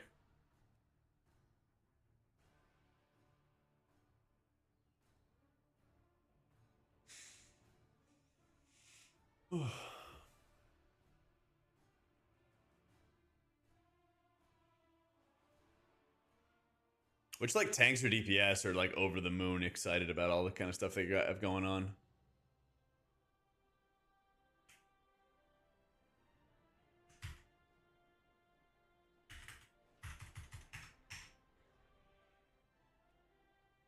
Prop alley changes. Ooh, that would be good for Dispriest. That'd be good for a Void Weaver season, honestly. Yeah. That would be really, really nice.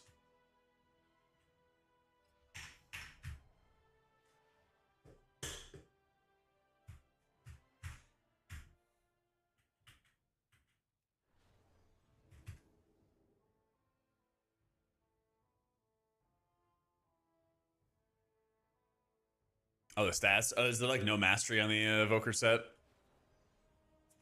Oh, you know, that may not matter, Osiris, because you know they're changing around your catalyst stuff, right? So whenever you catalyze a piece of gear, it keeps the original stats. So you can actually build a stat set with your tier. God, that's gonna fuck with making miss lists.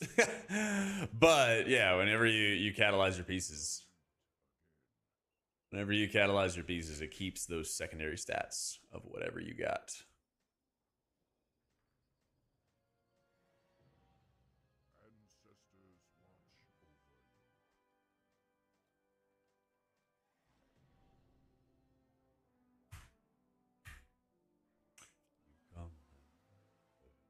You said I'll be alright. Okay. Let's see what we got. Roll Jack Thier. Consuming Essence Burst sends forth a living flame at your target at 150% effectiveness, or a nearby injured target if they're full HP.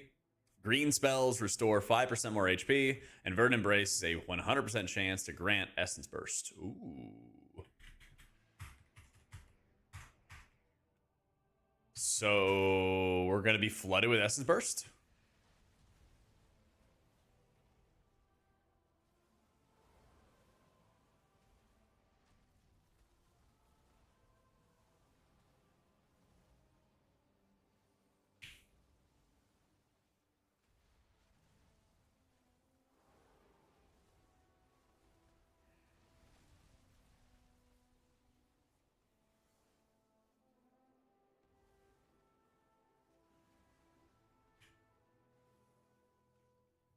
Got that. And time dilation.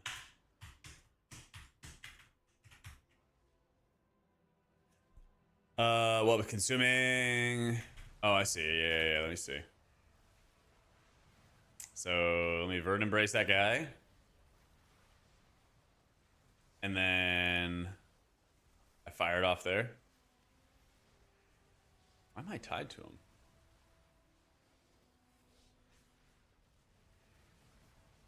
Dreamwalker's Embrace, tether with an ally, causing enemies who touch the tether to be damaged. Is this a PvP talent? Yeah, it is. Okay. And I'm lagging? PTR dying?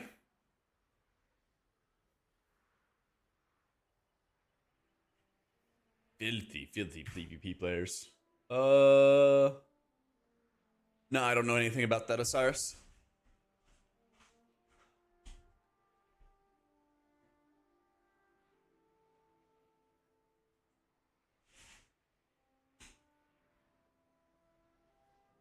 Well, PTR might be dead. Because I'm not disconnecting.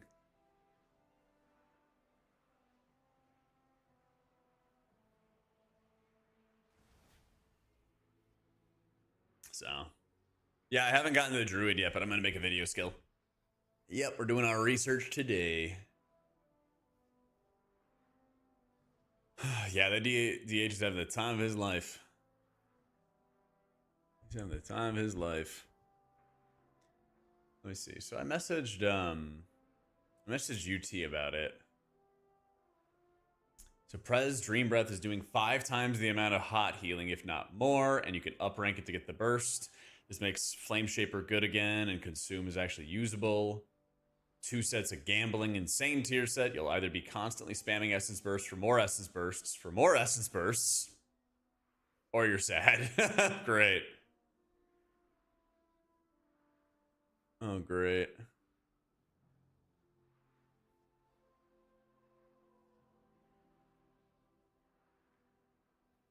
The season for Prez? They have a powerful tier set bonus. It sounds like.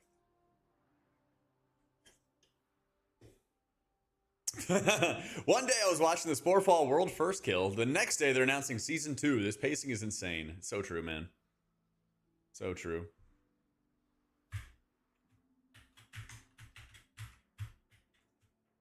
I don't even know what I'm supposed to do here. I guess I just Alt F4.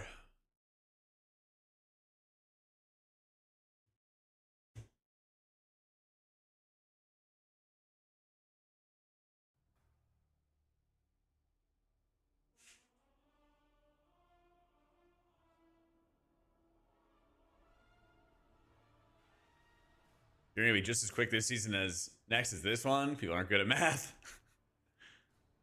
Wait, this is retail.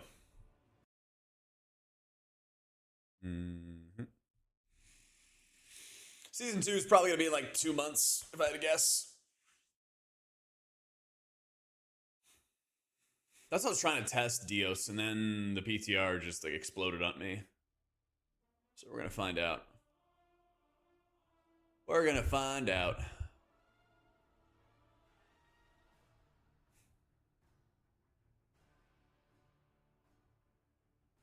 The Mr. GM leak says it's August 11th. Yeah. Oh, I think we have like turbulent timeways we already know the end date for, and that's usually the indicator, so I feel like it's easier to predict now. I feel like it's a lot easier to predict.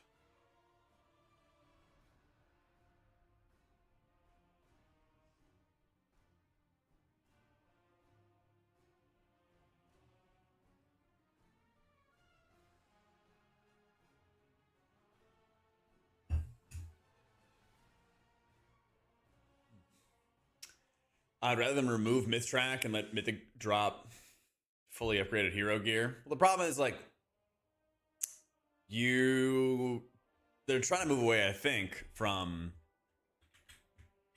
They're trying to move you away from having to farm, like, as many crests. Alright, so where's this, like, private setup thing, Osiris?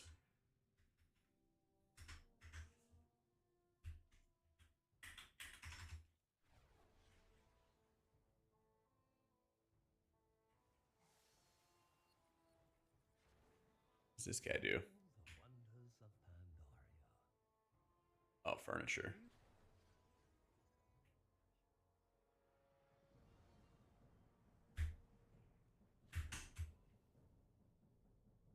You seem like you've seen a battle or two.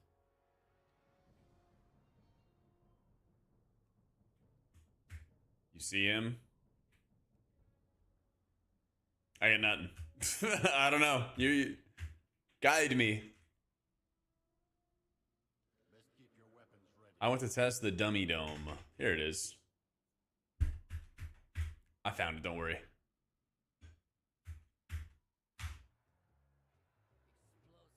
What do you got, champ? I would like to fight the healing target dummy.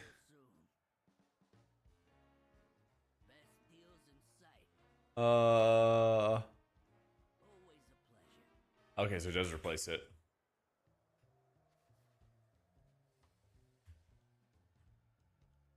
So I have Verd Embrace.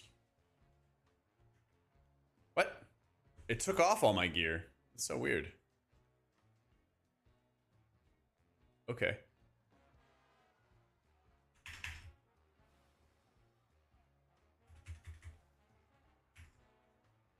So I have it.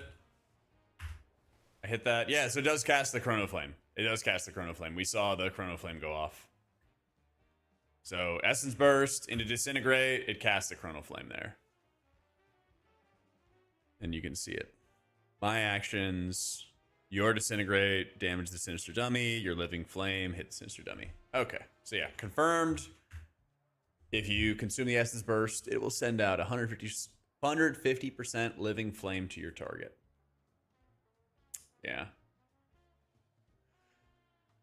Green spells restores 5% more. Verdant Embrace 100% chance to grant Essence Burst. So consuming Essence Burst sends forth a Living Flame into your target or nearby one.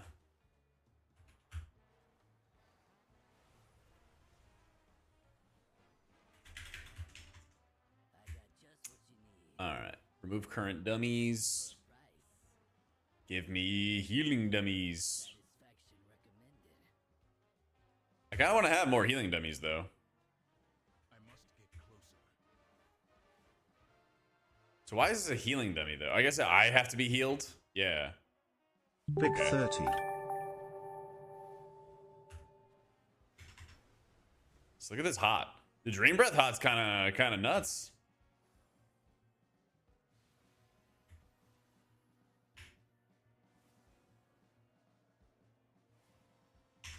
So just having the Dream Breath hot on me is just cranking. Harv, thank you for the 30 months, dude.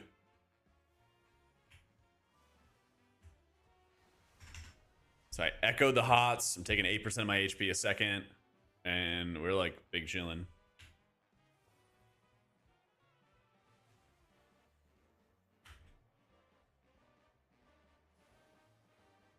I've not yet gotten a Verdant Embrace into a Verdant Embrace, though. Or sorry, an Essence Burst into an Essence Burst, though.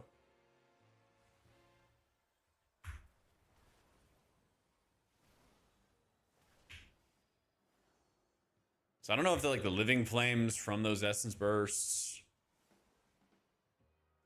give you another one.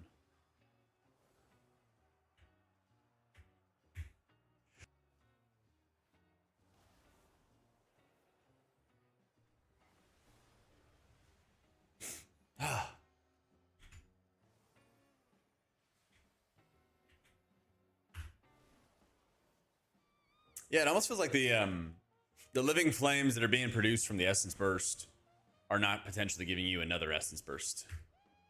Thank you, Dios. Okay, got the Essence Burst.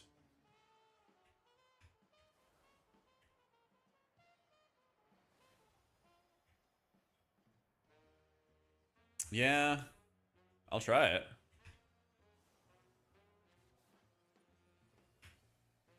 Oh, there it is. That worked. Okay, that worked right there. Perfect. All right, so the Essence Burst can feed into more Essence Bursts. And it took like a lot of tries.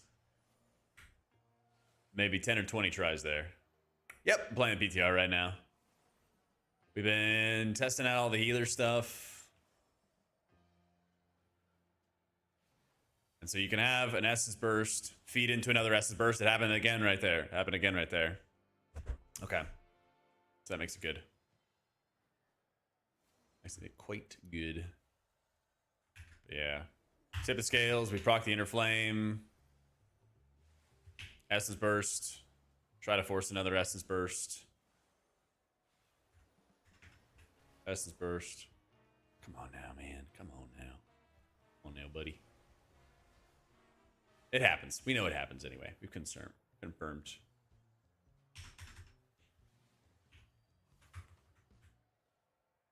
What if I could just like kill his dummy? That stops the damage.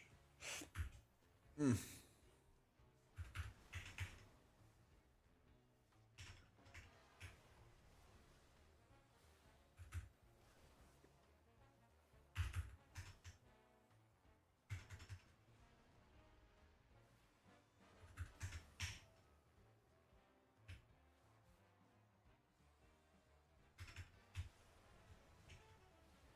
Is Inner Flame not proc? Oh, it's Stasis, and I thought it was Tip. I thought it was Tip and Dream Plate. But yeah, here's the back-to-back procs anyway.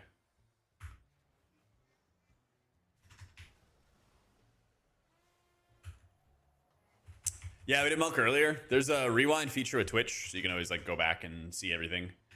We got Druid to do after this. We got Druid to do after this.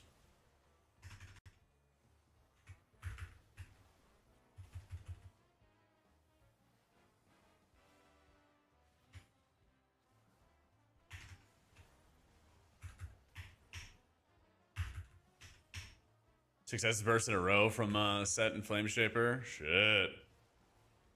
Yeah. Yeah, we did Shaman. It was pretty quick. We've done everything except for we're doing Prez right now, and then we have Druid after. Yeah.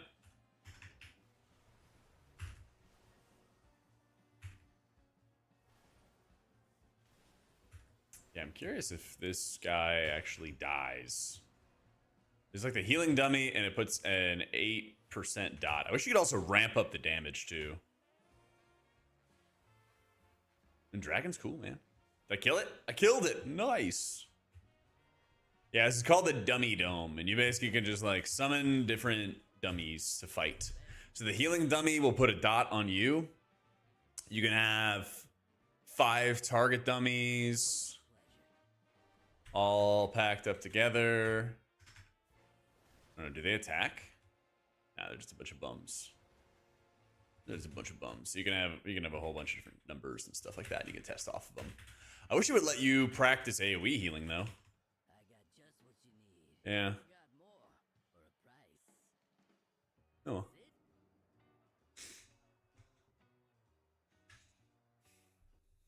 All right, Preservation Evoker.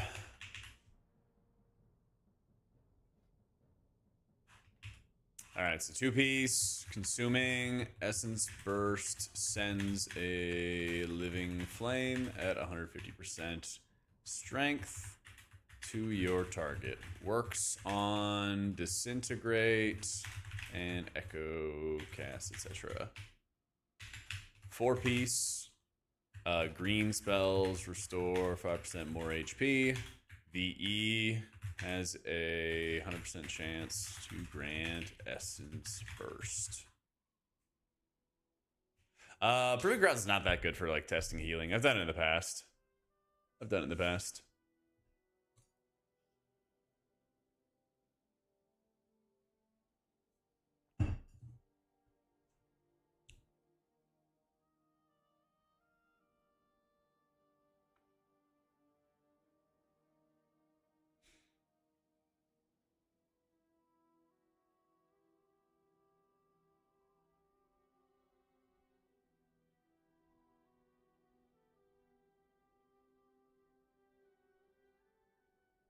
DB hot is really, really chunky too. Yeah.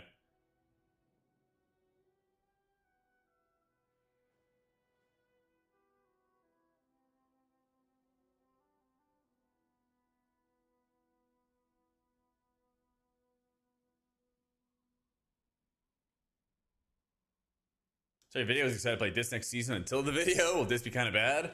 Well, I don't know about like performance wise, because like that can always change. Numbers can always change. I just don't like where the gameplay direction is going for it.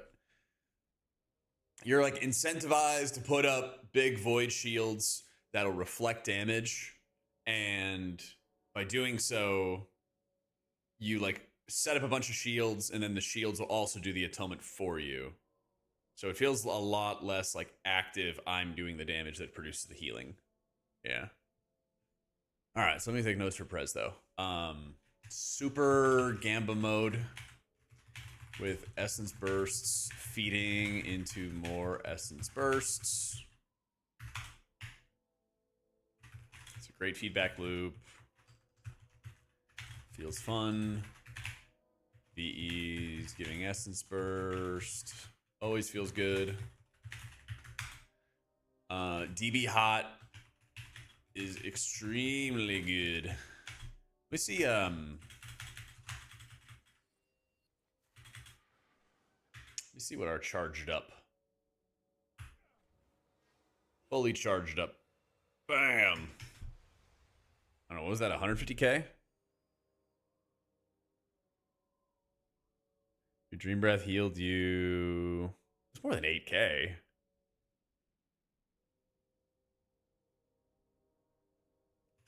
That.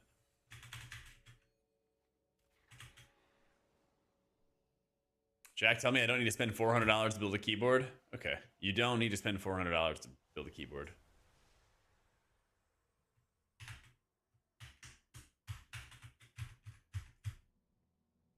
But you could, because you got it like that right now, you know?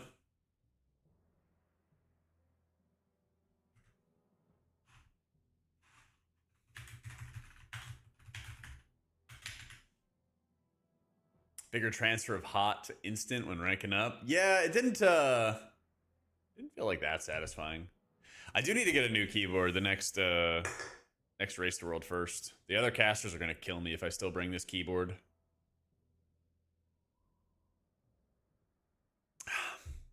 Jack, tell me I need to spend $400 to build a keyboard? Sure.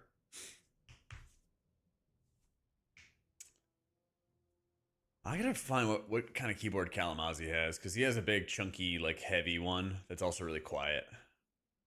I like that. Yeah. Flame Shaper, you get 2 Essence Burst by consuming Essence Burst when Living Flame crits. Oh, yeah. So you think it might be more of like a Flame Shaper setup?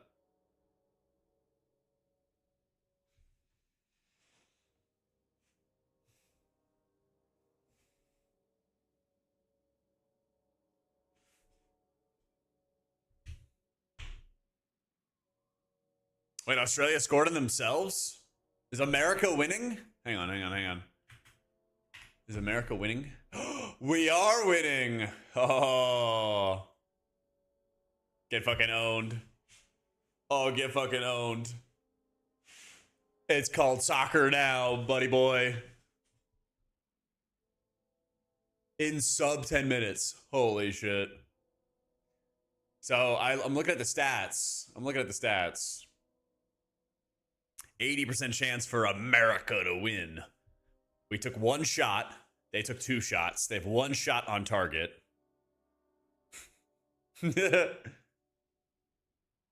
scored on themselves. That's fucking crazy. Sorry, I gotta hide it so it doesn't show my addy. Hang on, there we go. This looks sick. This looks fucking sick.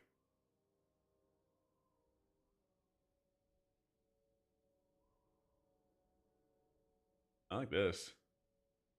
Nice and clean, too. Nice and clean. Yeah, what other colors does it come in? Oh, it looks like it comes in a ton. Is it quiet? Yeah. I need it. Whatever I need to find one that's gonna be quiet. The other World first casters are gonna kill me if I bring my loud keyboard back.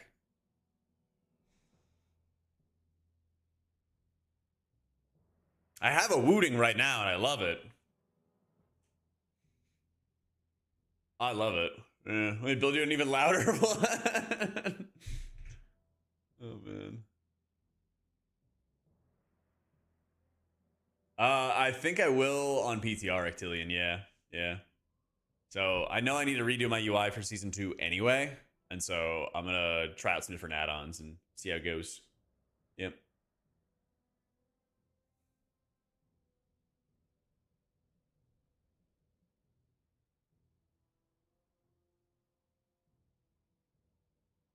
It replaces switches. Yeah, I wanted to get a DOS keyboard, but they didn't have one in stock at the time that I was getting one. Yep.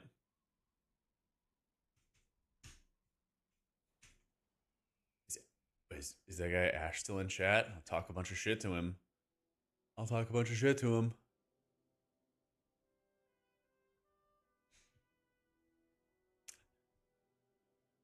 Yeah, it was my computer teacher, all right? My computer teacher told me I would never have a numpad, and so I had to learn how to use the numbers above, you know, my regular keyboard and stuff.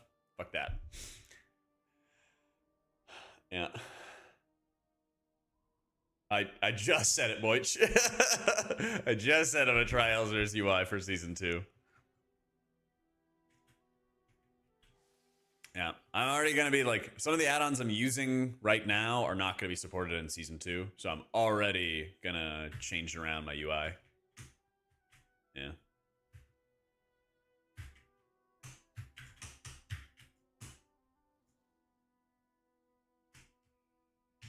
I think it's like better cooldown manager is not going to be updated for season 2, and maybe unhalted.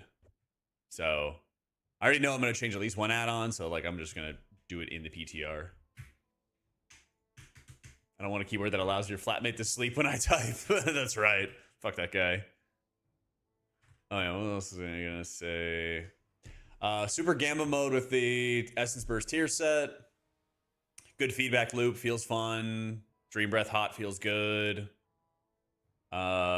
Instant healing from Dream Breath, even when ranked up, doesn't feel that satisfying unless you have Echo up. Yeah.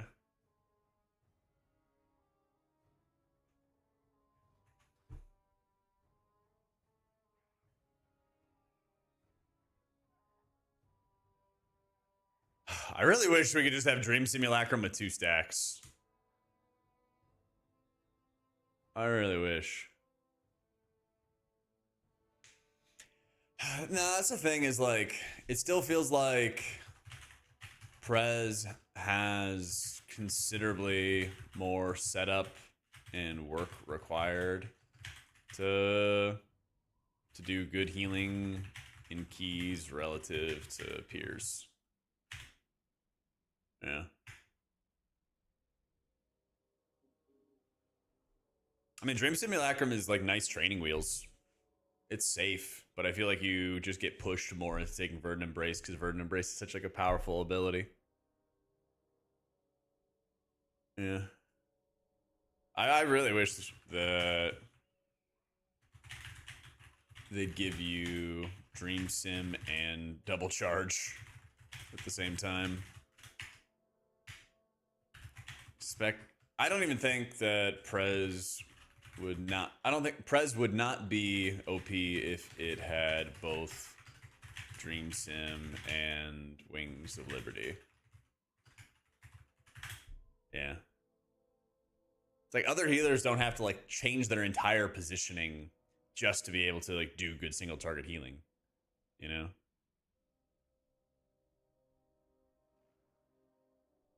Oddly, Lifeline is stronger in Flame Shaper. Well, I thought it was because Verdant Embrace is causing the consume effect, right? Because Verdant Embrace is consuming 4 seconds of Dream Breath, detonating it, and healing them. Emerald Blossom healing consumes 2 seconds of Dream Breath. So, like, doesn't Flame Shaper just get, like, way better? Flame Shaper get way better with a stronger DB hot and with Wings of Liberty, so you can consume more.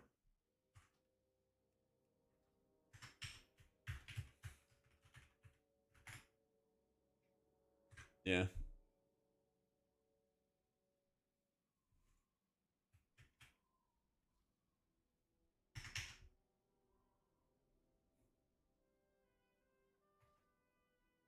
Chrono gets a 30% hot from VE. Yeah, and you get like the haste and everything like that with reverb and primacy.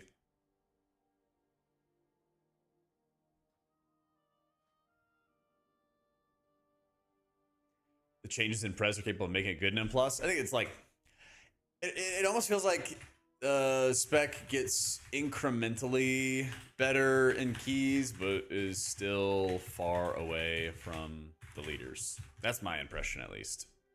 Obviously, without, you know, playing the new season of Dungeons and all that other stuff, but like, there's things that look good with it.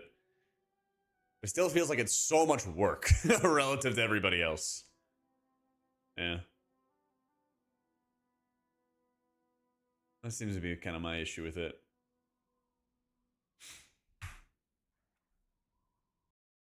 Looks like it's time for Druid.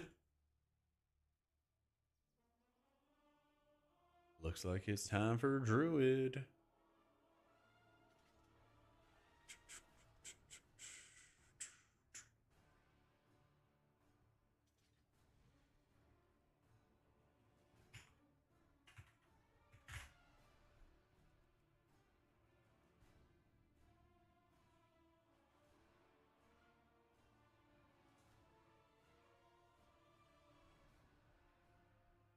Right, you gotta like pre-heal your healing. Yep.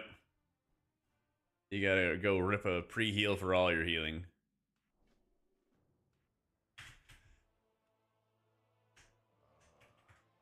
Champion, Zalatath and her devouring host lay siege to the sun. Fix that. Light has chosen you to defend it.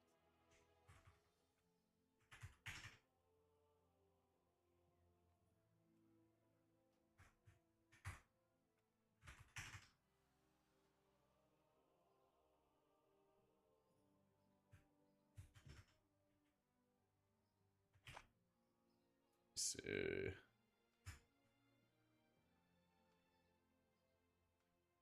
we get that. We get that. Come on.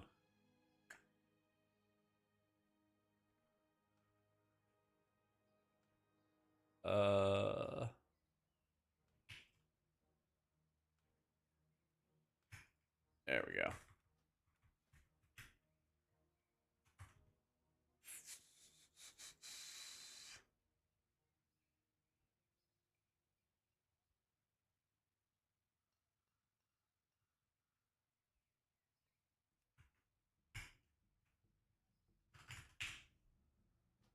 Yeah.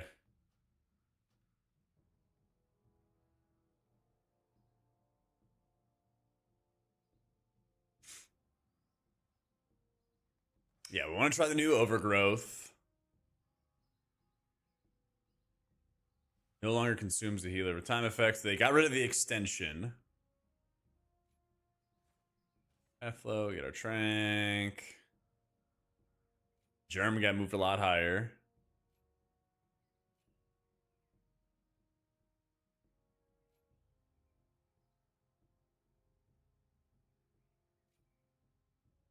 With the rampant growth.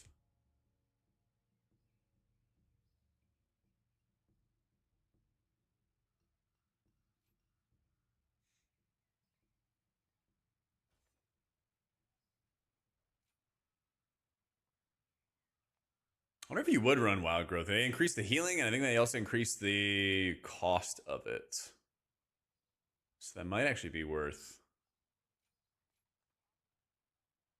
Yeah. And then they did buff Verdancy as well throughout this patch.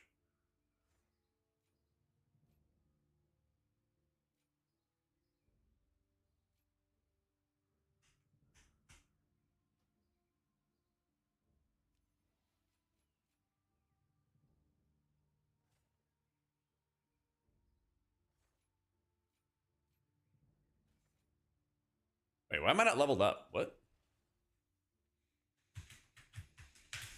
Do something about Holy Priest? Working on it, man. Working on it. Peace, friend. May the eternal sun shine.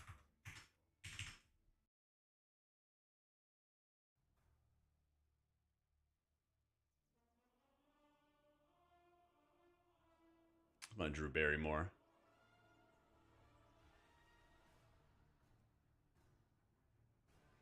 Okay, let me see.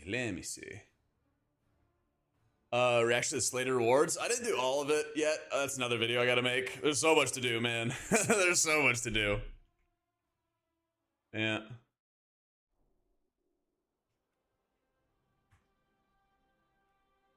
I like that. I like that Heroic Raiders are getting Mythic Track gear out of their vaults and stuff like that. I think that's just a really good move on Blizzard's part, because nobody wants to be sitting there. Nobody wants to be sitting there and like still farming hero crests to optimize their gear when other people are just spamming 10s and getting the myth crests out of that. I think it's a really good change. Also for like Mythic Raiders, being able to get maxed out myth track pieces out of the vault is fucking crazy. Mainly the people that get punished are like M+ mains who don't want to raid. And it's like a major downside there is like, one, some people are never going to walk into a raid and they never want to walk into a raid. Which like makes sense, you know, that's how they want to play the game and stuff. And they're going to be kind of punished for that. They're going to be behind in gear. But I think the other side is that there's not multiple raids. Like if they added, you know, a 2-boss raid or something like that, so you can kind of get a raid vault for the M+ers, that might help a lot. But if that doesn't exist, because it's all just one raid of 8 bosses, you know, the kind of standard fare that they usually do, then that's gonna kind of hurt.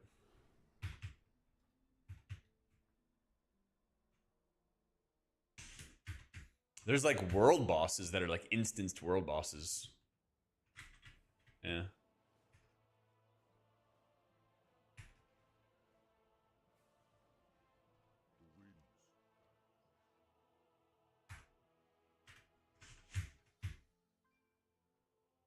Gonna get Mythic String is the last boss from us barely CE gamers that extend for 3 months. Yeah. What brings you here? But it's a battle outside. So he's got the dummy dome there, but everything else is Endoran. Isn't there like a way to like character boost up to 90? Because my guy's not 90, and then the character template's not 90 either.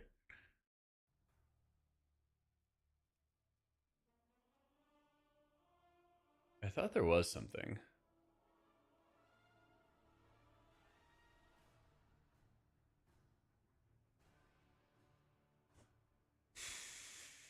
I guess not. Expect Shaman to be the healer medic to the poison cleansing totem? Maybe. Yeah, I don't have my druid leveled on beta or on live, so it doesn't copy over leveled or anything like that.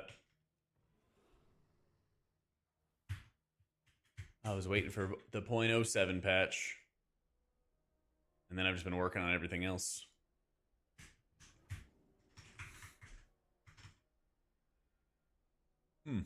I know I can still like mess around with the gear and everything. I just don't get all my talents. You used to be able to just copy a character and then it would be max level, but it's been a long time since I've had to do that. Yeah.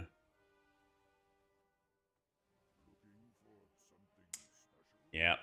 Can't even purchase it.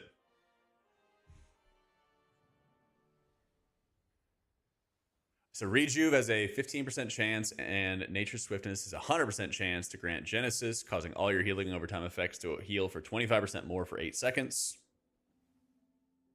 Multiple applications may overlap. Genesis duration is increased by 4 seconds, and gaining Genesis grants clear casting. And so we only have, okay, so I see. It's just its own special effect.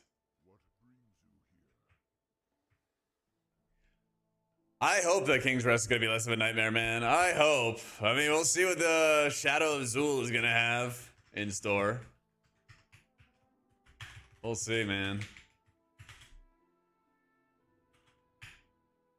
Yeah, so Rejuve, 16% chance, and NS, 100% chance to grant Genesis.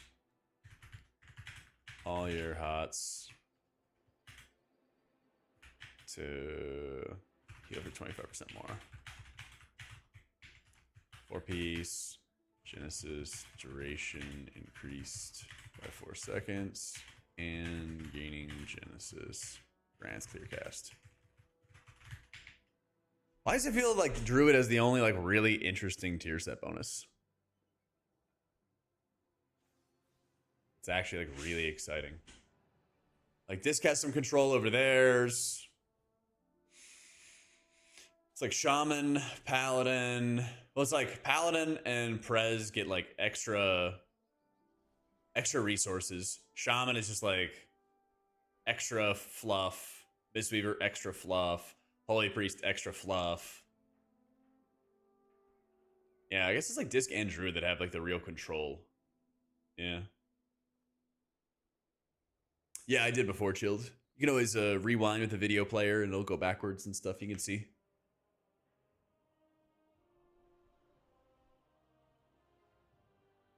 Yeah. Yeah, Mr. 1 was like, yeah, get more Rising Sun kicks. All right, cool. Jack save Holy Priest somehow. I have no clue what they're doing, Sin. It's a nightmare. Thank you for the 13 months.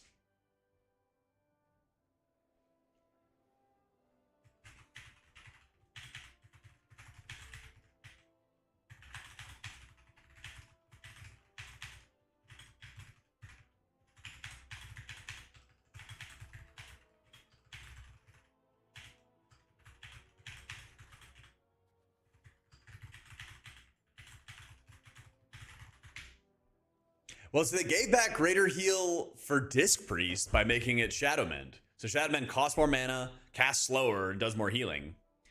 But it does about half the healing that it does on live. And it costs a ton more mana.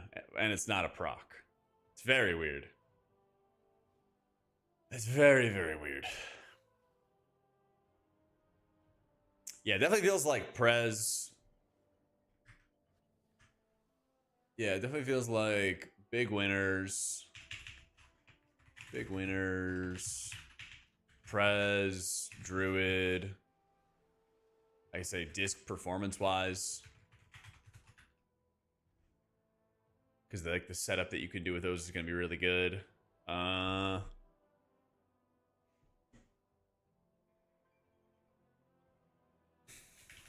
say solid would be like HPAL.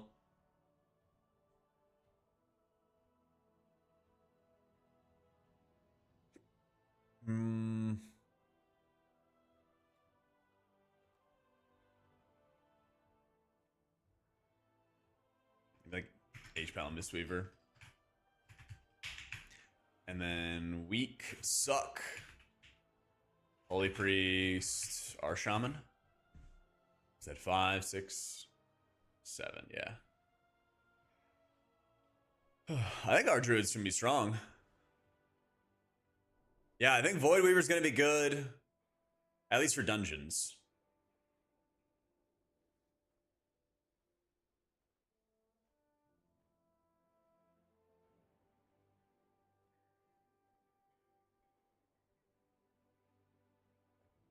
One sec.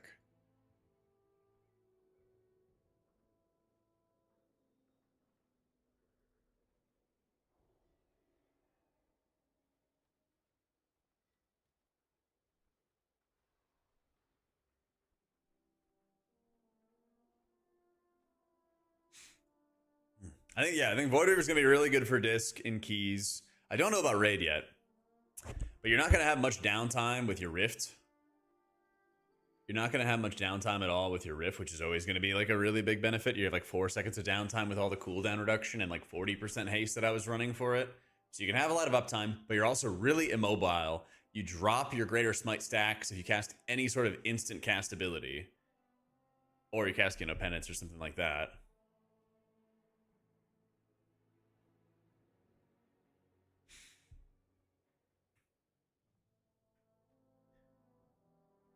I would imagine you would probably still run the Oracle spec in raids as well, Doom, because what you really want to do is you want to like cast a lot of Void Shields before damage comes out. You can kind of pool and store them up and control them more easily. And then you would have the Void Shields be the ones both soaking up damage and then reflecting that damage back, so you do more like Atonement Healing that way. I hate that system of Atonement Healing, though. I think it fucking sucks. Like, let me put up shields, and then the shields will also soak the damage and do the damage for me to do healing. Like, I want my character to do damage. But all my damage is for like gaining procs, avoid shields, or mind blast or whatever. I don't know. That shit's weird. That shit is weird.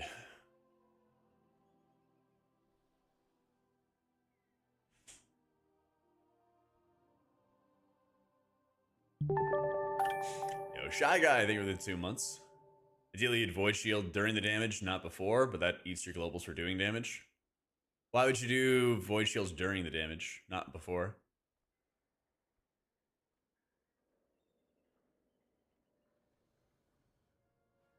Like if you pre-shield, you lose all the atonement heal potential? No, you don't.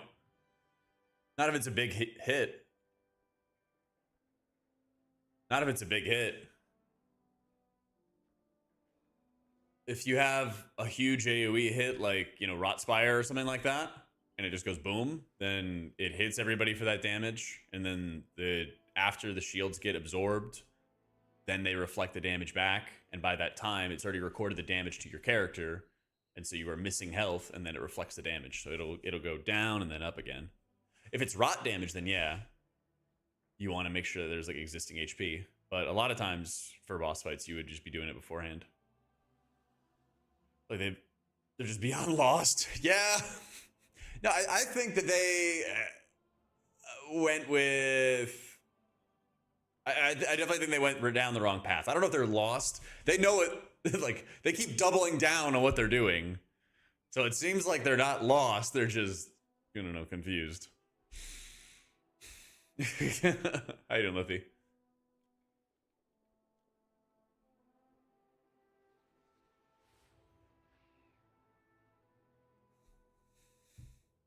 You think they are? I'm not expecting Smite to be doing much damage. I'm not expecting Smite to do much damage. I'm not expecting Penance to do much damage. I don't know, man. I don't know. Our druid meta? It could be. Their tier set's strong. Their tier set's real strong.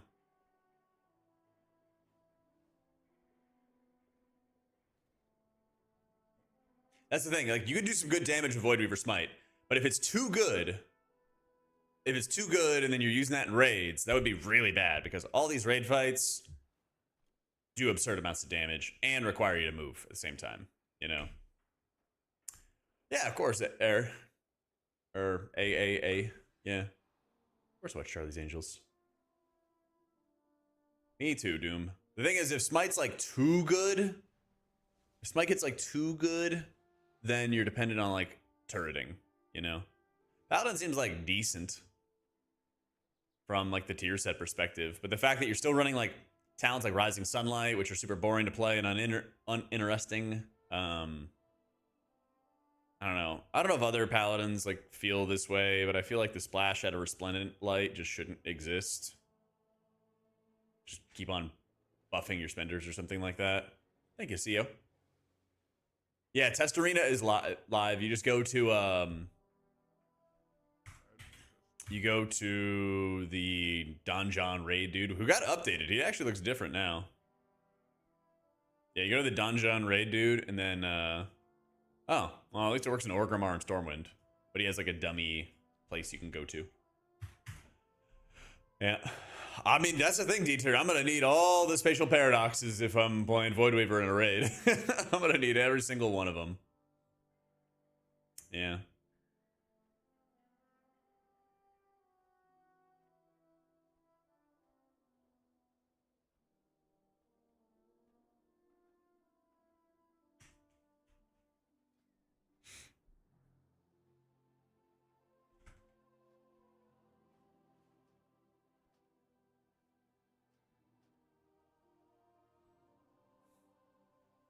Was the winner for all the healers based on the gut? I would see. I think I would see Druid doing really well.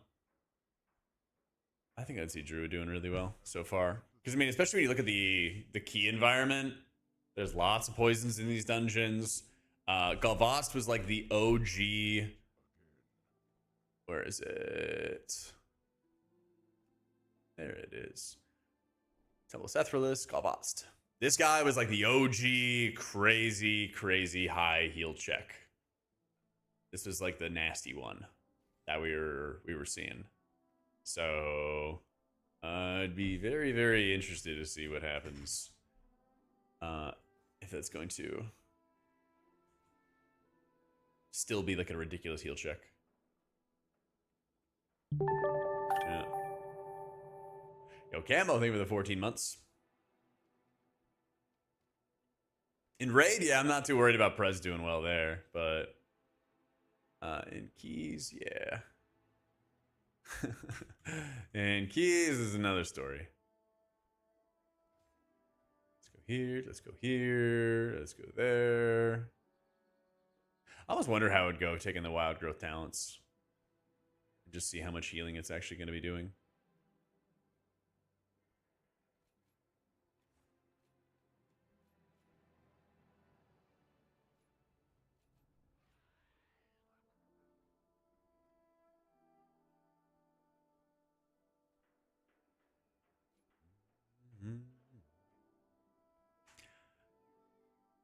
I guess I could ditch that. Lady, where's your love gone?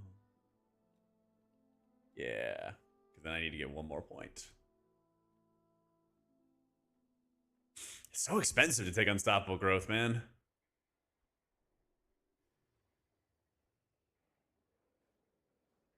Need that, need that. I do want that as well. I don't know if you can afford to take that. Everybody's there.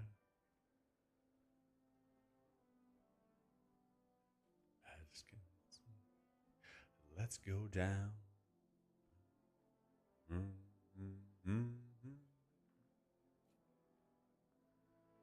Yeah, I think that's fine.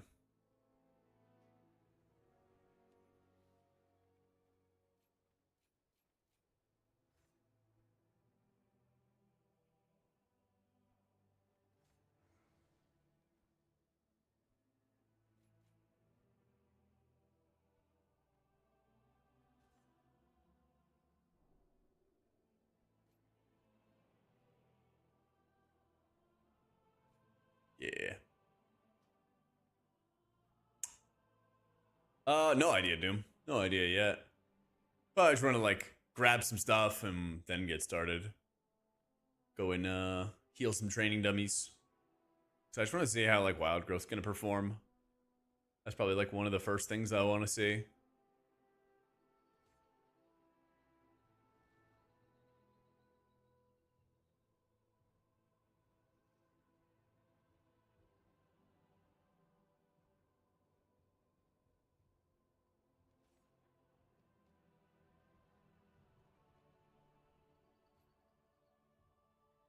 Whatever.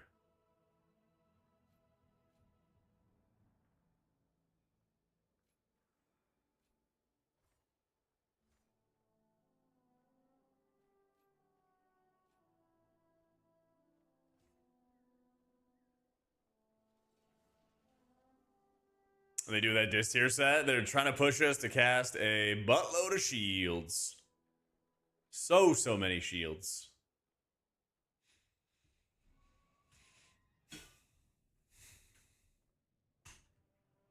Pretty surprised Druid fell from the crown so quickly because of the tank tuning. Not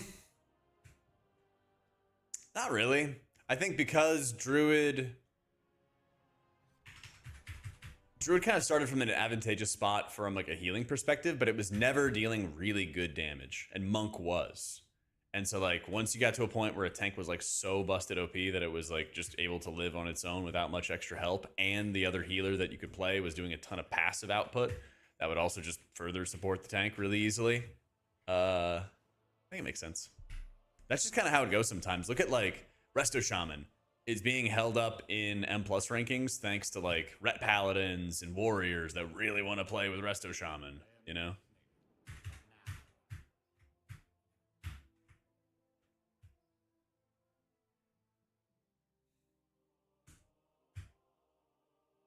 Having the penance cooldown reduction for Mind Blast does go really hard. It helps a ton. Why do my keybinds not work? Why do they never work?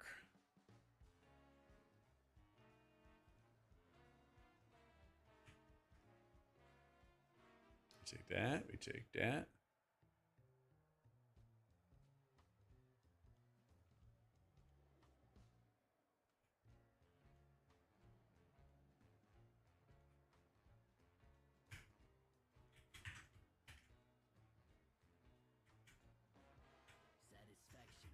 Where's the healing dummy?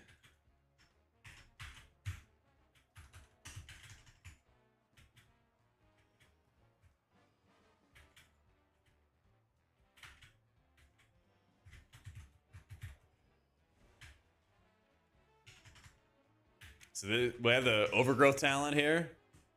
Instantly puts up all your hots.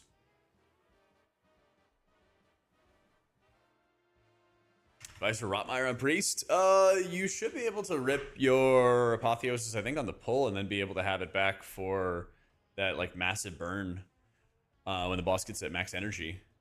And I would probably just like make sure you have Halo, Apotheosis, and him for that huge area, and just be like holding everything to like crank at that point. The other ones you can just like either have a Halo or just cast a couple like pose and everything like that, but really want to like save your mana for like the highest damage point, because you're always guaranteed basically to have one of the what do you call it, one of the like death blossoms go off when the boss hits max energy. So you just gotta like get everybody healthy and just crank at that time. It's kind of a weird fight for Holy Priest because you are so focused on just blasting a ton of healing in a short cooldown window, which is usually kind of antithesis to them. But with like Ultimate Serenity, you can crank quite a bit. Yeah. I wish I could just amp up this damage. Oh, it actually does work. Wait, let me see. Burning, all damage done increased by 30%. Effect increased by 10% every 30 seconds. Doesn't feel like I'm taking more damage.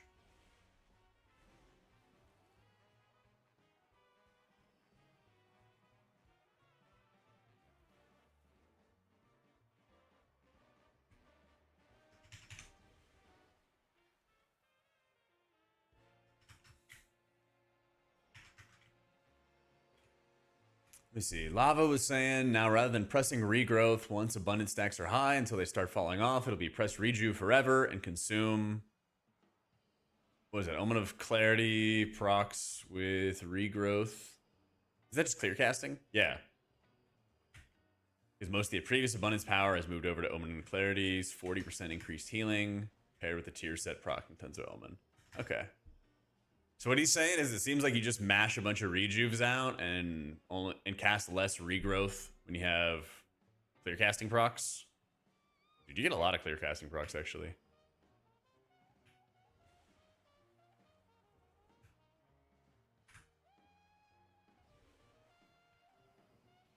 Because you're healing a time from Life Bloom. Yeah.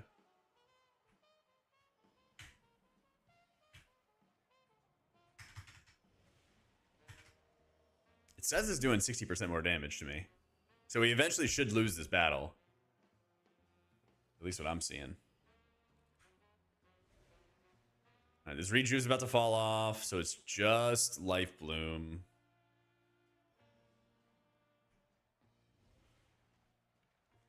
Be breathless and hollow.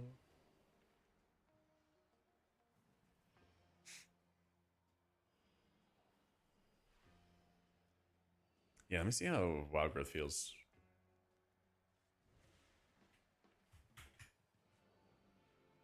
I have it healing additional targets, but I don't have Unstoppable Growth. So I feel like Unstoppable Growth is still like a really, really expensive talent to take, since almost nothing else.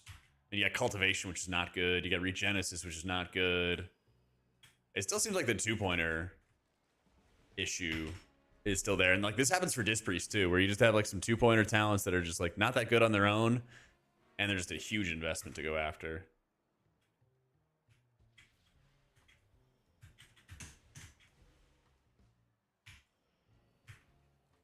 Yeah.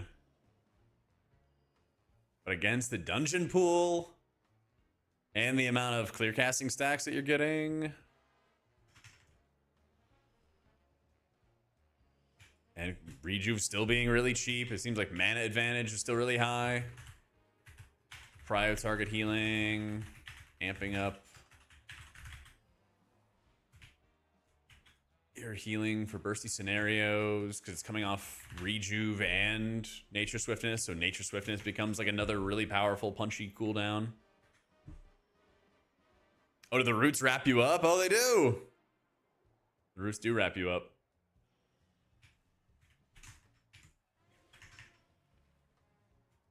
Nah, I didn't have like a boost and everything for my druid.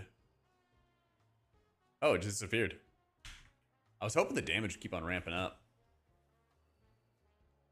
I was hoping it would keep on ramping up.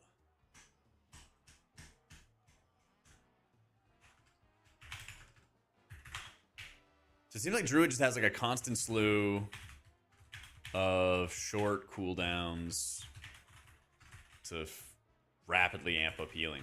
Yeah, probably the best way I could put it. 1 minute on NS, 1 minute on Convoke. Next level PTR, the hots tickle because of the HP increase. Yeah. But also your ability to just like stack so many hots on top of each other, I think is always going to make like the healing dummy on a single target look like a joke as well. So I would say Druid, big W right now. Disc performance-wise, I think should have a strong tier set, but I don't think it's a really enjoyable one to play with. Prez is a really powerful gamble setup.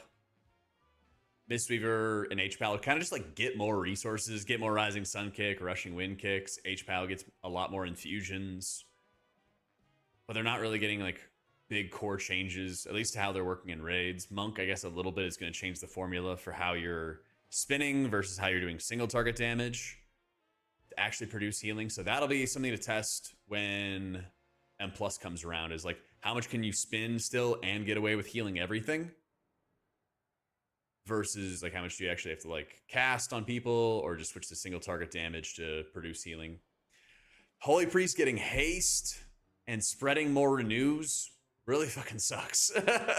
Shaman, I think it's partially just bugged because the healing rain procs that you would get didn't last as long as they were supposed to, and the tier set absorb was like nothing. It was like 2k extra absorb or something like that. That shit was weird.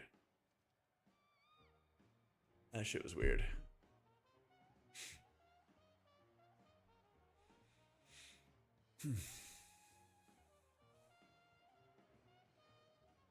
You don't have perma Void Rift out, Doom. It's like 4 seconds of downtime or something along those lines. And I had like 38 to 40% haste on disc. So there still is like a bit of downtime. There still is like a bit. Yeah, I can't fathom why they wanted to give Holy Priest haste. I don't understand.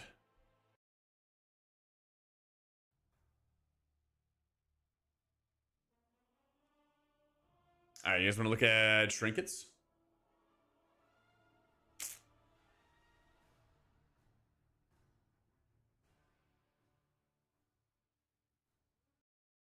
You just realize how much mana we lose? Yeah. They're so generous, aren't they?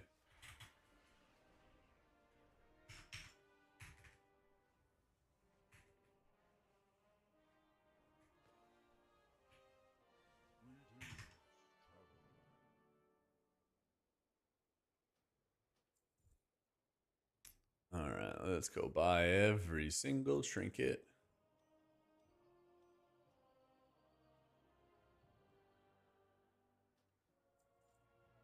That's like a World Quest thing.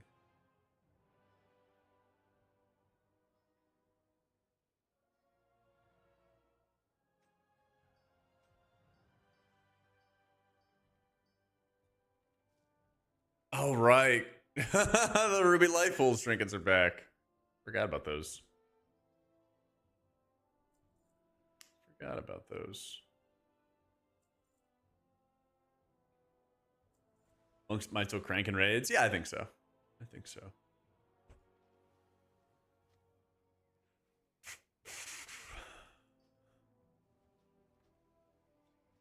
I don't know what this garbage is.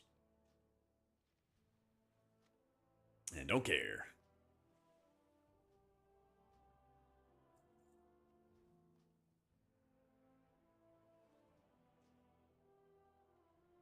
Losing my mind, losing control.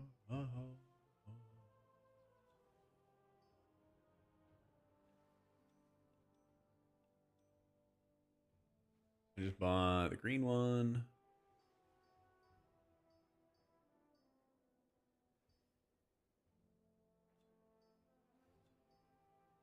All right, let's look at all the trinkets. Equip the same 2 overbuff raid trinkets? It's true. I should just like grab whatever the raid trinkets are and look at those first and ignore everything else. Let's see. Vial, a volatile venom. The V4. Take a small sip of venom, gaining 900 of a random secondary stat. Afterwards, a random secondary stat is reduced by 134 for 15 seconds. 2-minute cooldown. So it's a random secondary, no control over it. Yeah. The new one gives a free Blossom or a free Echo. The Season 1 cast a Blossom. Yeah, it's the same like net effect as, yeah. It's the same net effect. The difference, yeah. The difference is pretty minimal. All right, so like 2-minute random secondary, preternatural, anti-venom, crit strike. Your healing has a high chance to infuse the target with anti-venom for 30 seconds. Healing for 75% of any damage they take until 130k has been restored. So I don't know, like 12% of their HP or something like that. It's better than I think we get out of a lot of the raw healing trinkets, but historically these are not that good. Your harmful intellect. Your harmful spells have a chance to befoul your target with umbral malignance, dealing shadow damage every 3 seconds for a minute, stacking 30 times. Umbral malignance's bursts upon the target's death, dealing 300% of its remaining damage split between nearby enemies. Okay, so damage trinket. Intellect, this is the Vexel's ever-flowing gland. Unleash a deluge of caustic venom, dealing nature damage to your target. Damage is increased by 1% for every 1% health the enemy has remaining. Defeat enemies to catalyze their essential fluids into additional venom. Okay, so these are just damage trinkets. I'm moving the damage trinkets that I find to the bottom, so I don't get baited. What is this? 2-minute cooldown. Intellect. Channel for 2 seconds as the wind answers Dazar's command, increasing your haste by 1,000 for up to 20 seconds. That's pretty cool. So it's another 2-minute channel trinket, or 2-minute cooldown trinket. I'll put those together. So 2-minute get haste, 2-minute get a random stat. Another one, Hexlord's Dooming Idol. This gives haste, and your spells afflict you with Hexlord's Doom, draining your intellect by 4 up to 30 times. So it makes you dumber. The effect may occur once every 6 seconds.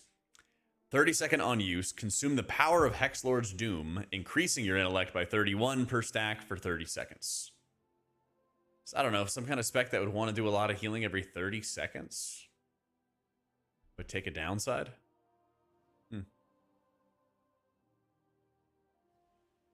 Font of Venomous Rage. This is a 4-minute cooldown trinket.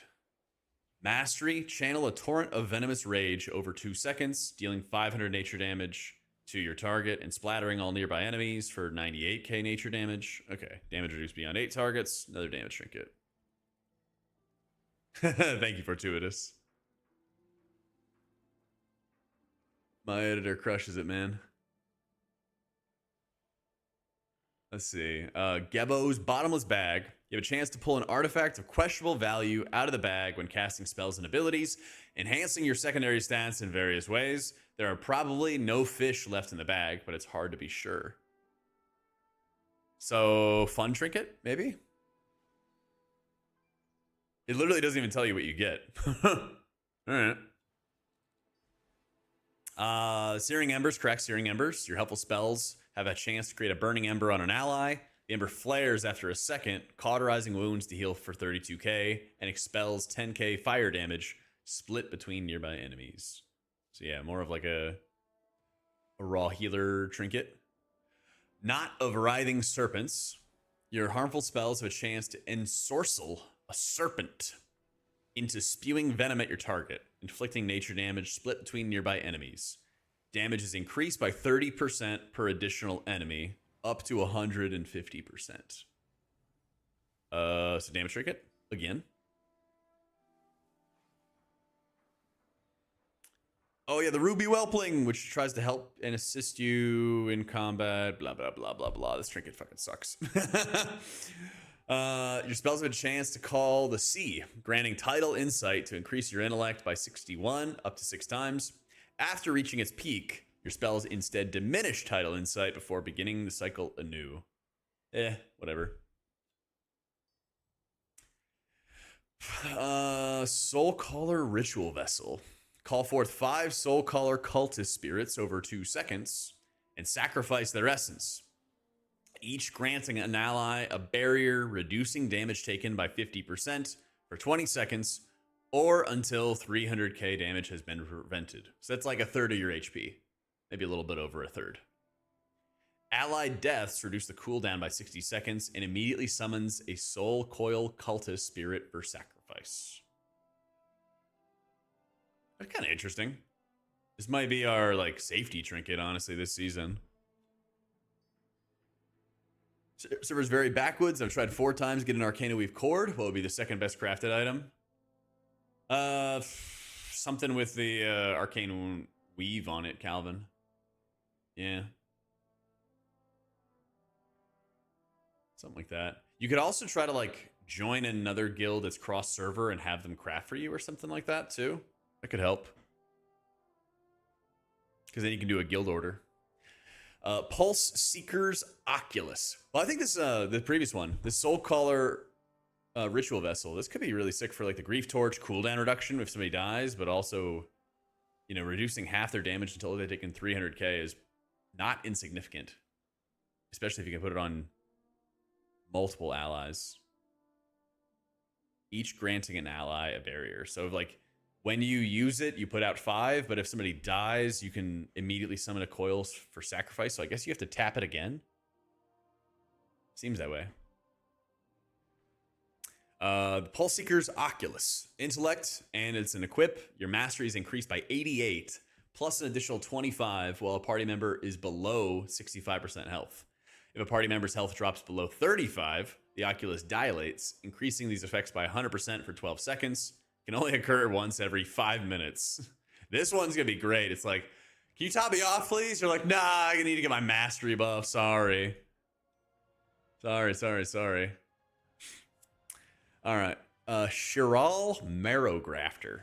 Mastery and on use at a 1.5-minute cooldown. Heals a targeted ally for 260k. Any overhealing passes to the next most injured party member until all healing has been applied. Kind of a gadget trinket. These are honestly pretty fun, especially for specs like Prez that might need like an immediate single target heal. Effigy of Ulatex Faithful. Intellect, your spells and abilities have a chance to grant you 345 of a random secondary and 172 of a random tertiary. Oh, you could just proc leech. That'd be fun. That one's probably gonna be pretty good. Consecrated Chalice, your healing spells and abilities have a chance to fill the chalice with hope, drop by drop, up to 15 times. On a 20-second cooldown, you can empty the chalice on an ally, granting him 15k absorb for each drop spilled for 20 seconds. So, a little bit of automatic math. If it's 15k per stack, 15, 766, up to 20 stack, or up to 15 stacks, that's what it is. Your biggest absorb could be 236k. That's okay. Yeah, Prez set is really good, GM. So we just finished trying all the healer tier sets. So you can always like rewind if you want to watch it and everything. But the Prez tier set's like good. You can like Essence Burst into more Essence Burst because of the living flames that are going out. That seems really, really good. Now we're going over some of the trinkets. The Void Reaper's Librum. Intellect, your harmful spells and abilities have a chance to brand your target with sacred text, dealing holy damage over 30 seconds. Rebranding an enemy ignites the text, granting you crit strike for 15 seconds and immediately dealing all remaining damage.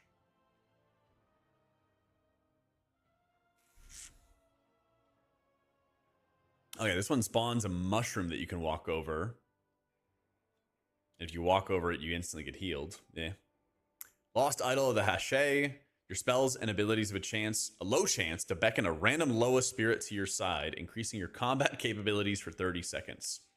It's baseline speed and just summons a random dude. Okay. What is this? The Priory, the Signet of the Priory trinket. But it's not on use, it's an equip. During combat, you have a chance to become consumed by fanatical inspiration, increasing your highest secondary by 275. Party members also equipped with the keepsake have their lowest secondary increased by 27. Nah, I haven't seen it, T-Fex. It's the Redbird, right? Ever collapsing Void Fissure. Intellect, hold the fissure open, causing time to distort itself, reducing your movement speed by 50% while increasing your haste by 127 each second over 10.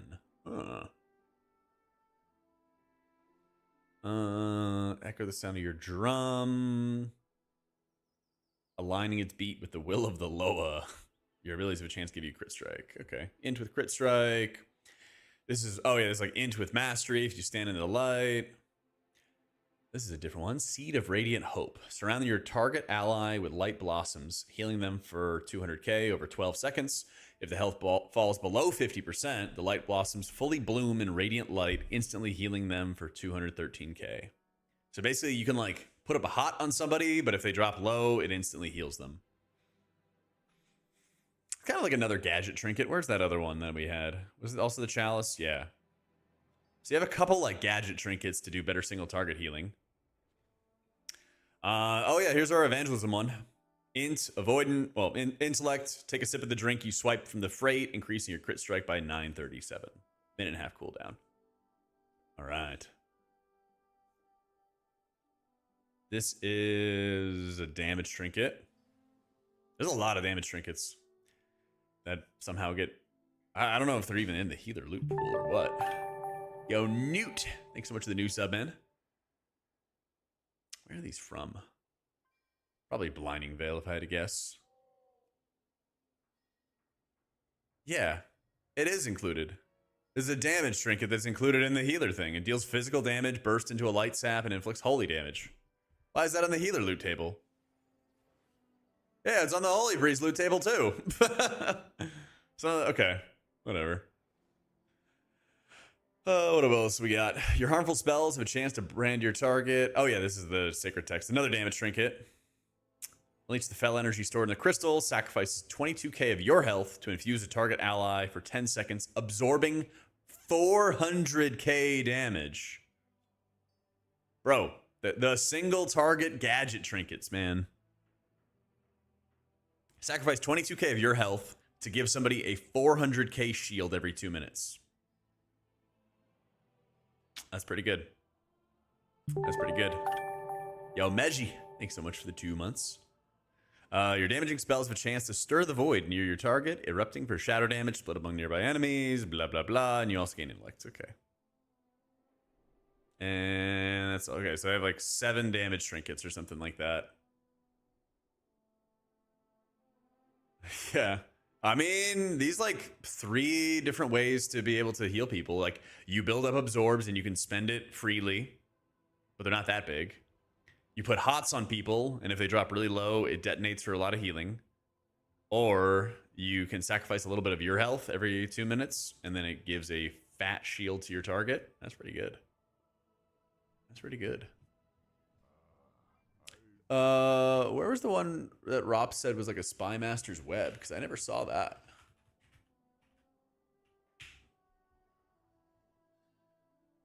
Where was that?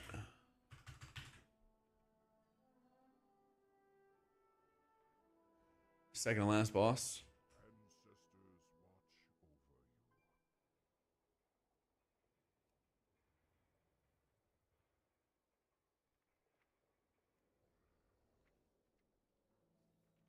Hex Lord's Dooming Idol. Your spells afflict you with Hex Lord's Doom, draining your intellect. Oh, yeah, the Spy Master Web. Okay. Yeah, we saw this one. So it drains your intellect, and then on a 30-second cooldown, you can consume it and everything like that. Yeah. So If disc was like super spiky, you could do it here. Potentially. But I don't know. I feel like our healing has gotten a lot steadier. So, Holy Priest, I don't like the tier set. It gives you haste and encourages more renew spread. Like, bleh. Holy Pally just gives you more like infusion. And like infusion's fun. Infusion's fun and everything. But it doesn't really change, you know, having a lot of like heavy, chunky heals. Yeah.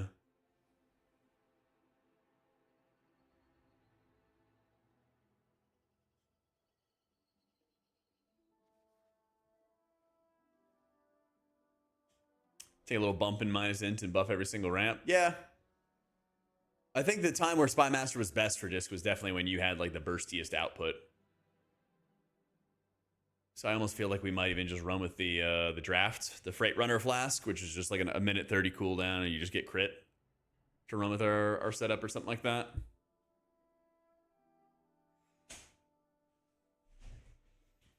It'll be interesting because they're also nerfing like the offensive cooldowns. And so by nerfing the offensive cooldowns for a lot of specs, it might diminish the strength of that Hexlord trinket in the process. Because the burstier specs are, the more that they want to just have everything just going off at the same time.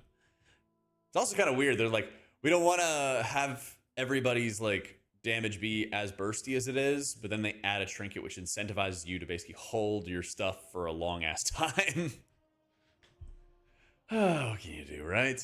What can you do?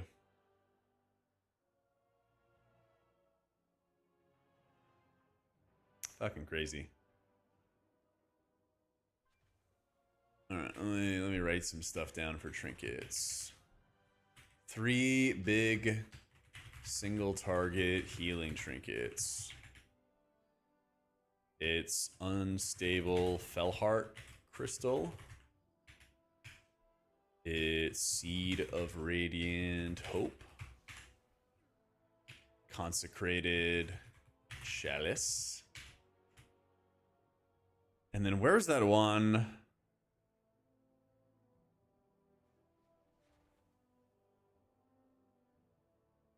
That was supposed to be Party Shielding. Here it is. Party Shielding Trinket. Soul Coiler Ritual Vessel. 2-minute CD to shield everyone for 320k. Allied deaths reduce the CD by 60 seconds.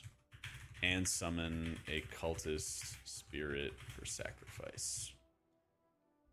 Yeah, I think that one's going to be really good.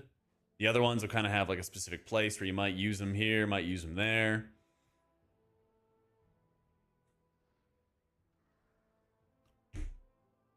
Can't already start coping about getting this trinket. Hey, I got a Spymaster Web fast in Vault, or no, in Nerebar Palace. Yeah. Lilith, thank you for the 31 months. I think this chalice is like a little undertuned compared to some of the other ones. Well, actually, it's also lower eye level, so it's 298 that I'm looking at, and these are like 328s. So it could be more like equal, assuming the eye levels are the same. It could be. Well, yeah, they're gadget trinkets. So like you would need to have a very specific reason, a very specific boss fight, a very specific like dungeon that you need more single target healing. That's why I want to highlight them. They're not like, this is your best, you take it all the time. It's like if you're struggling with single target, if you're struggling with specific mechanic, you would switch to that trinket to deal with that specific thing. Like, I don't know what like Temple of Sethrus is going to look like. If you need to do a lot of healing to the Avatar, the final boss, you know, would you perhaps run with the Seed of Radiant Hope because it's a hot and it's going to bloom, and just like do a bunch of healing that way? Or maybe one player gets a ton of damage and you can't deal with one of them that well with whatever class you're playing. Well, being able to have a 2-minute cooldown that might nullify an entire mechanic with a Fel Crystal Heart, because you dump on a 4-minute or on a 2-minute cooldown, you dump 400k absorb into one person. That could be good. The Chalice, you have a 20-second CD that you can just control some absorb on people, right? So that's kind of my point, is that these are like situational, interesting trinkets that that some specs could use in niche scenarios. That's all. That's all. I do think the ritual vessel could be more universal though, because it's intellect and it gives a big absorb for everybody, and you get cooldown reduction if somebody dies. That makes it more powerful, right? This seems more universal. But keep in mind, they also do trinket tuning at the last possible second, like every single season. So they could like nuke the bejesus out of one of these trinkets or buff the bejesus out of it as well.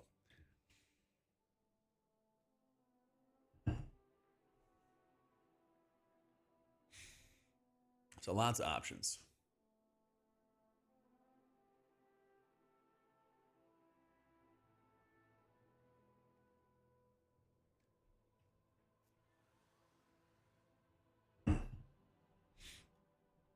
I mean, then you have like some, after the first week when you've already won it as a bis item. That happens too. That happens too. Honestly, it's like the first like 3 weeks of the patch, you don't even know what trinkets are going to be bis. Because Gaze the Allseer got nerfed, I think like 2 or 3 different times. And then it still ended up being your bis, right? It probably would have been like a pretty safe bet that, you know, Gaze could have just been like over nerfed and destroyed, but it just didn't, you know?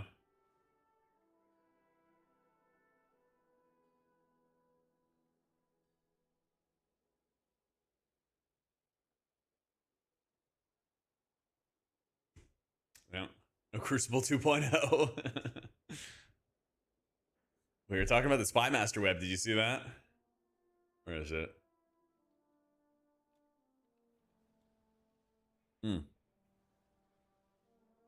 Yeah, this one right here.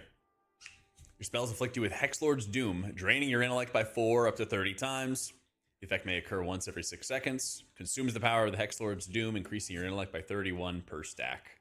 Yeah. It's a shame we can't have Owl Trinket, Liffy. It's a shame we can't have the Owl Trinket, man. Or at least, like, do anything with it for Disc Priest. I miss that stuff, man. Once you got the Owl Trinket, that was like... It's been such a long time where I felt like I had these massive, massive HPS increases from, like, getting a Trinket, you know? Yeah.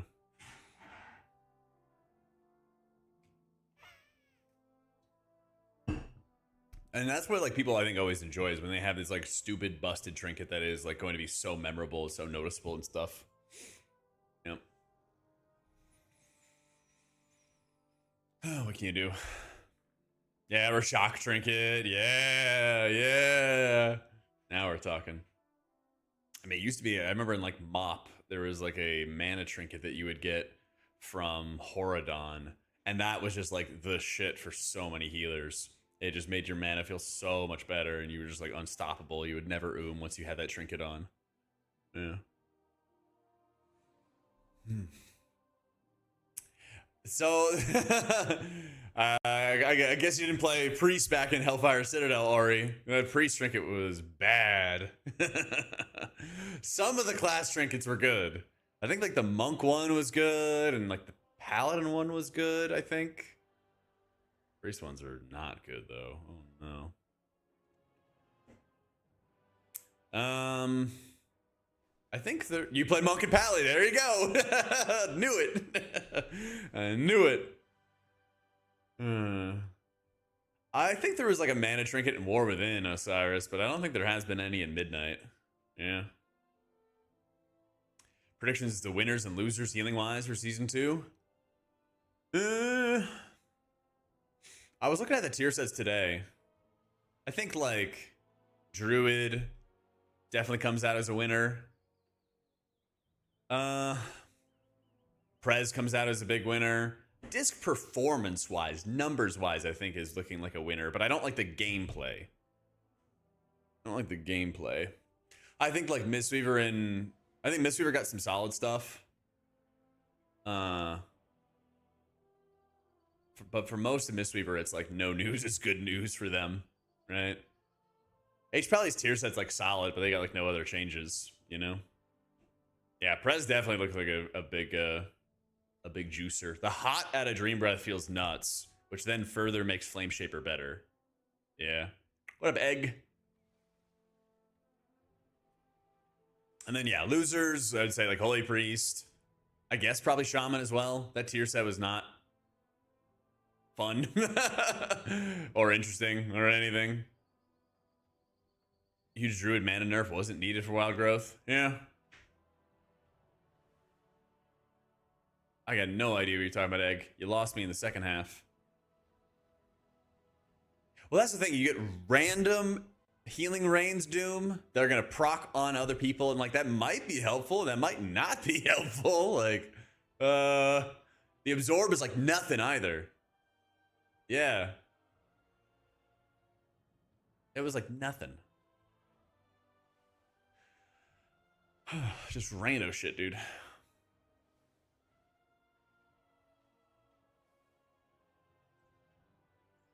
It kind of feels that way, Elite. I really want them to make another talent to make Sanctify better. I think like Sanctify in its current form is like outmoded. I like Ultimate Serenity, but I don't want to be using it forever and use it in every single situation. Like, I think just giving up on developing Sanctify into a cool, satisfying button is just kind of shit. These are your holy words. Like, they should be part of your kit. They should be powerful, right? Yeah. Ruby Lightpool's trinket that was dog turned out to be people's bis after training it. Oh yeah, the Whelpling. Yep. Yep. I hope you don't have to train your Whelpling again. Can you imagine? I'll try for you.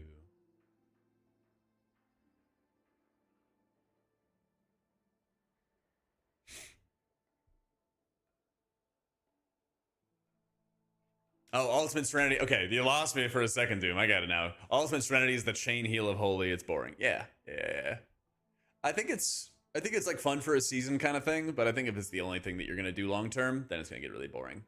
You're supposed to have two holy words that both feel distinct and interesting, you know? And they're just like little JK. They're just like little JK.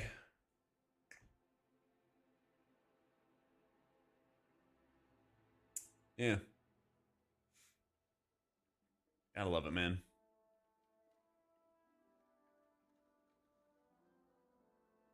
I don't know if Druid's even gonna bother running with like any of the wild growth talents as well. Stanky, think of the 37 months.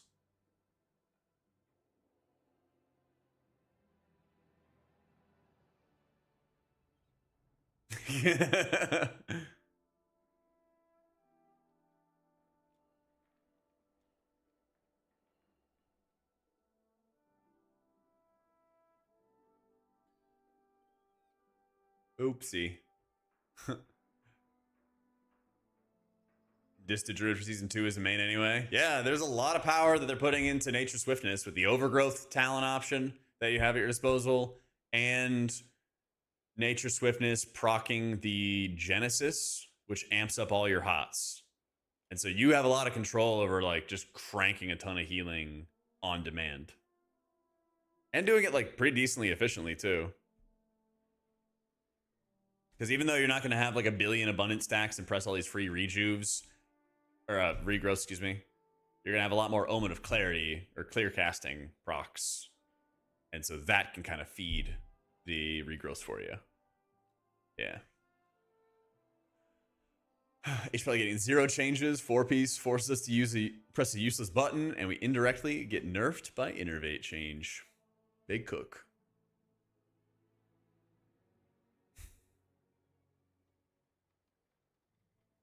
Wait, explain the 4-piece one for me.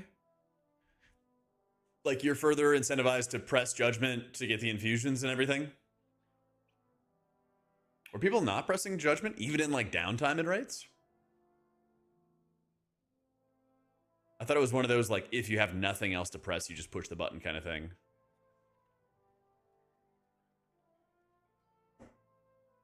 Only used for damage. Okay, got it.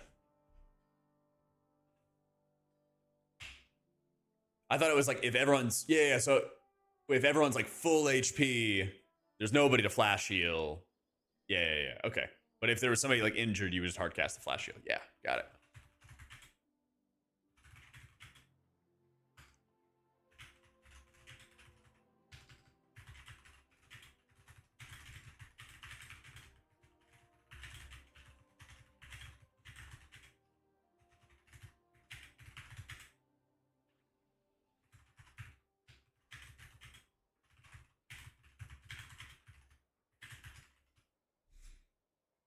Yeah, so what they were doing is like they nerfed Judgment, like Greater Judgments, Absorbs, and everything like that in like beta or early part of the expansion because they didn't want to have as much passive output coming from it. But I think Paladins were fine casting Judgment back when Empyrean Legacy was good because then it would be like, oh wow, you get like double spenders and that makes your spenders feel really satisfying to you. So I'm fine pressing a dead button if it means I get more healing on the back end. And as a healer, you know, you often are looking for areas where there's not much happening, so you can cast a preparatory spell, right? You can prep some other healing elsewhere. Why is disc gain a shield during uppies? Can move and immune to CC, and Holy just got GS. Yeah, and Druid got like a root on themselves, so they can't get knocked back during their trank anymore. Yeah, pretty fun, isn't it? Yeah.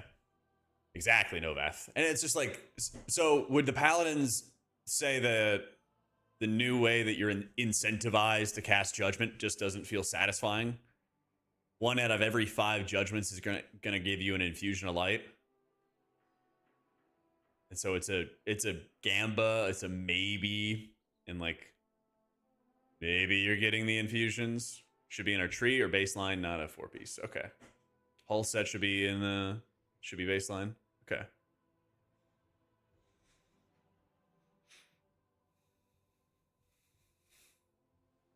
In the past, that was true, Nick. In the past, that was true. Dude, I tried it on the training dummy arena, Kig. Yeah, I just sat there with a dream breath hot on me, and I think a reversion hot on me. And it was beating the like 8% of your HP a second that I was taking. It was like easily beating it.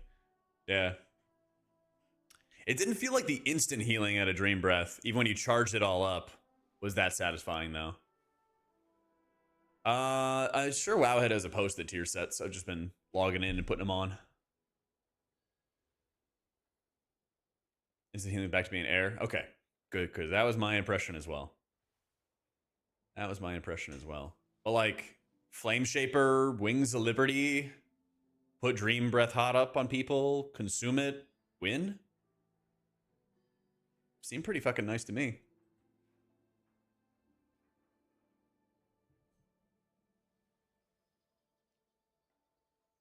Yeah.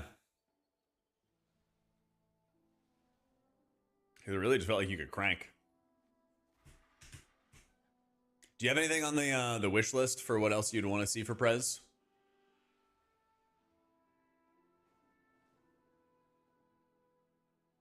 We'll have to do another video session if you're down. Start getting some early wish lists out for everybody.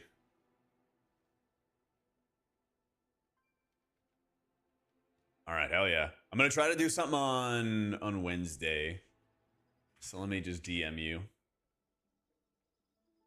Let me know how your Wednesday is looking for Yap sesh. Okay.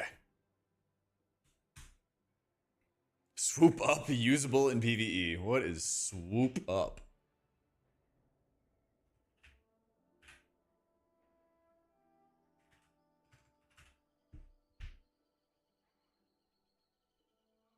What in the heck?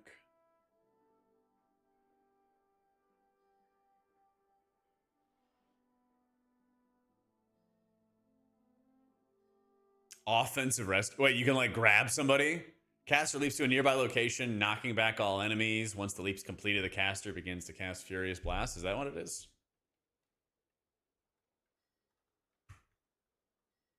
Oh, I could just pull it up on Wowhead. Oh, grab an enemy and fly with them to the target location. Dude, I need this. I need this on Priest. Damn. That would be sick. That sounds amazing. That sounds amazing, dude.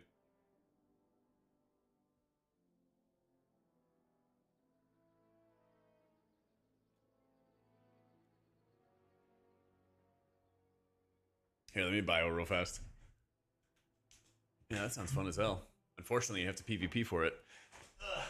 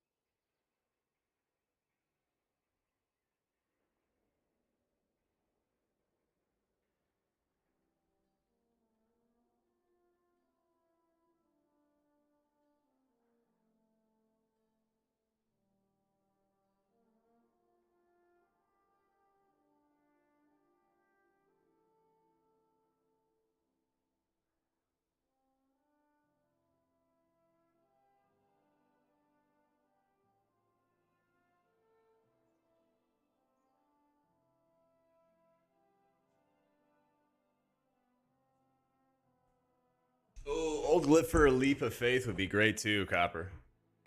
Give me that reverse grip. Being battlegrounds knock people off cliffs. Yeah, but still though. I mean, that's what I used to do with Shining Force all the time. You would just be able to like rip a big Shining Force onto people and just blast people off the planet. Yeah, that shit was the best.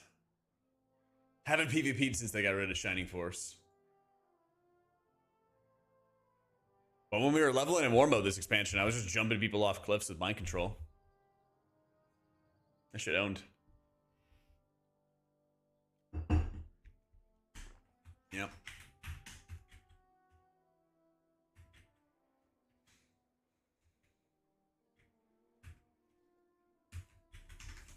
HPOP changes? There definitely will be. There definitely will be some changes for people. I think the way I kind of look at all of the stuff for PTR is we have from now until like mid-July, I would say, for like real design changes, like how a spec plays. After that, it'll just be tuning, which adjusts the numbers. You know, sometimes a tuning adjustment like makes you take one talent over another or something like that, right?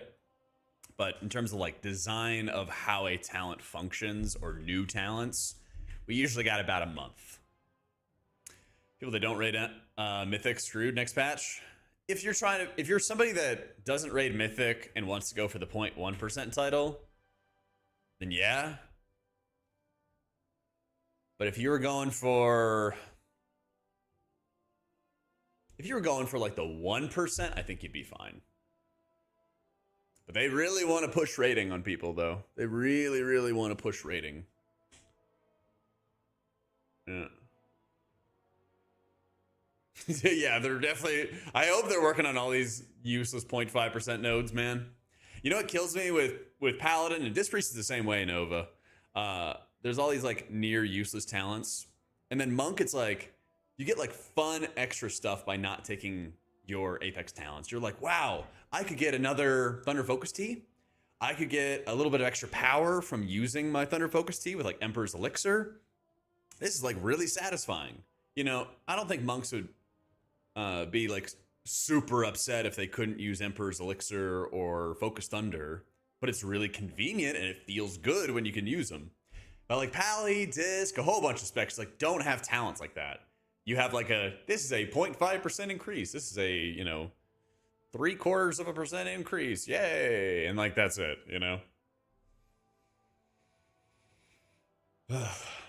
Happy that, as a heroic raider, happy that at least my vault will be mythic for raid. 0 chance mythic gaze is unfortunate, but I don't think it's held you back. Yeah.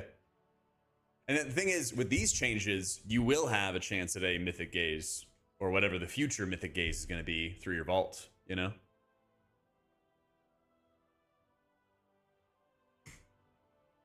Yeah. Better start with the shitty PTR talent design, then complete overpowered. Yeah. Disc was like super OP for keys in beta, and they got chopped down. I don't know about the rerolls in Mythic. That is a good question though. Logically speaking, right? They should. But then, well, like, it's like they kind of should, they kind of shouldn't, right? Because let's say you kill like paladins on heroic, and then that could give you that item. But then if you use the coin rolls, then you're going into heroic to do it? I don't know. I wouldn't be opposed to it though. They did say that it would? Okay. I think performance-wise, Royal Sniper, the spec should do well. But I don't like this gameplay. I don't like this gameplay of like so much of your atonement healing is coming from reflected void shields. I want my atonement healing to come from my penance, my smite, whatever. So I'm looking forward to like Void Weaver, but I don't want. It looks like Void Weaver would be the way in keys, and then Oracle would be the way in like raids, because you want to just stack up a bunch of shielding. So probably my biggest complaint is about raids. I don't think that Void Weaver feels that satisfying to play when you lose your greater smite stacks. Well, that's the thing, is like you stack double Void Shield, and then you get a third with the Mind Blast, and so you cover everybody in Void Shields before the damage happens. Big burst of damage comes out, it cracks the shields, people lose HP, and the shields reflect, and it does the damage. But I would much rather be in a situation where my penance is actually doing the damage that heals everybody. Like, performance-wise, it's good. I just don't think that gameplay is satisfying. You put up a bunch of shields and do nothing, right? If it's a burst of damage that you're trying to counter, if you just shield everybody beforehand, it does all the work. So, penance's damage and its healing is buffed by 20%, though. So there's no guarantee that you're going to be using penance offensively. And penance already did bad damage in Season 1, so adding a 20% buff onto it is not that much. As I said, mainly it's gameplay focused. Like, you might like that gameplay, and that's fine. I'm not a huge fan of it, though. I don't like it when my only regen comes from, like, execute targets. I don't like it when, like, penance doesn't feel like it's a satisfying damage button. Like, let's look right now. Let's look right now, since we're yapping about it. How much atonement healing would I get onto myself? I guess we could play Void Weaver, sure. How much atonement healing would I get onto myself? Day penance cast. Just with an average. Oh, we'll buff it up as well. We'll buff it up as well.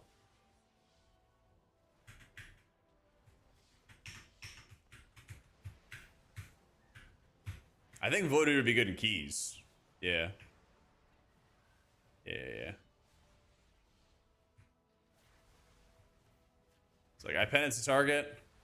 My atonement heals are hitting for 5k. 5k. Yeah. You're just not doing any healing to yourself with like penance damage. The atonement conversions and things like that. Penance does not feel like a satisfying button. It's like fuel to give you void shield procs, or to like power up your rift, which would then do the healing, stuff like that, you know. There's definitely more changes coming. But that's why it's important to like lay out what you think is not satisfying right now. That's the way I view it, at least. That's the way I view it.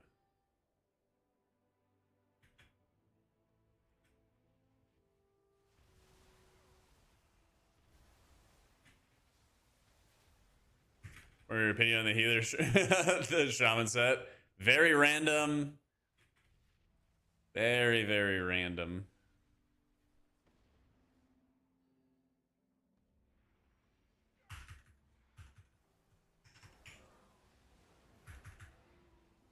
All right, look at my health bar going up. It goes up a bunch with your smites. With your penance, nah. With your penance, nah. Oh, I'm just doing healers and stuff, Ricky. Run a dungeon and end up with somebody named McCoffee. Asked him if he is McCoffee of the Jack clan, and he did not know what that was. Unfortunately, Coffee has not been in chat much because there's a new Guild Wars expansion. I was wondering about it too. I was like, I haven't seen Coffee in a minute. But there's a new Guild Wars expansion, so I think he's off playing that. Yeah.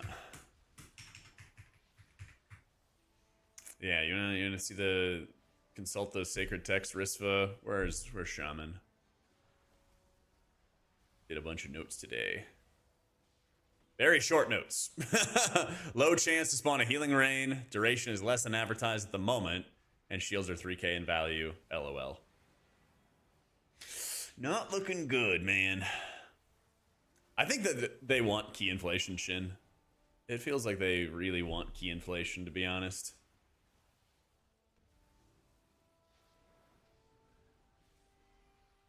I think that they kind of regret that like key squish, and they're kind of like slowly bringing it back. I don't think people want to have like 10s be difficult. My like winners, losers right now are like Prez, Druid, and Disc performance wise. It's my asterisk for Disc Priest because I don't really like the gameplay. But Prez has like a high Gamba. Your Essence Burst give you more Essence Bursts. The 4 set's basically the same as the old 4 set. You know, you Verdant Embrace, you get an Essence Burst. Just like good value, you just kind of crank. Having like your Hots be very powerful for Dream Breath further improves running Flame Shaper because you can consume it with Verdant Embrace. So you'll probably do like a Flame Shaper, Wings of Liberty kind of setup or something along those lines. Druids, I feel like they're kind of trying to like cap the upside of Druid so it doesn't like scale out of control or something like that. But they just continue to have like really short, powerful, punchy cooldowns.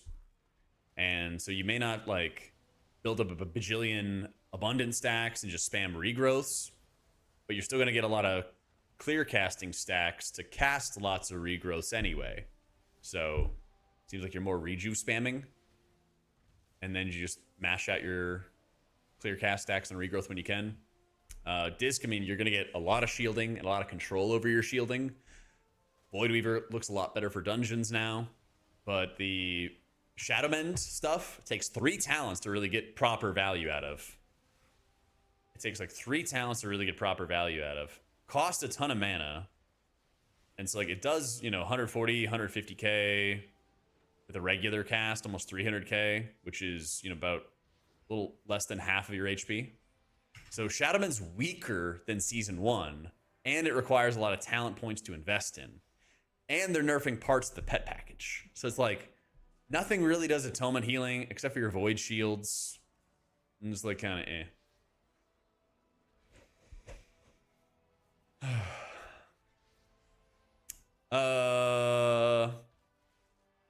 what are you talking about, Dark?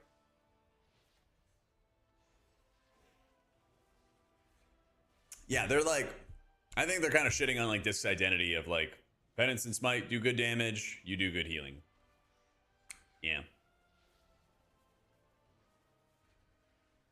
Can you use other words to describe what you're asking, Dark? I don't know what you're talking about.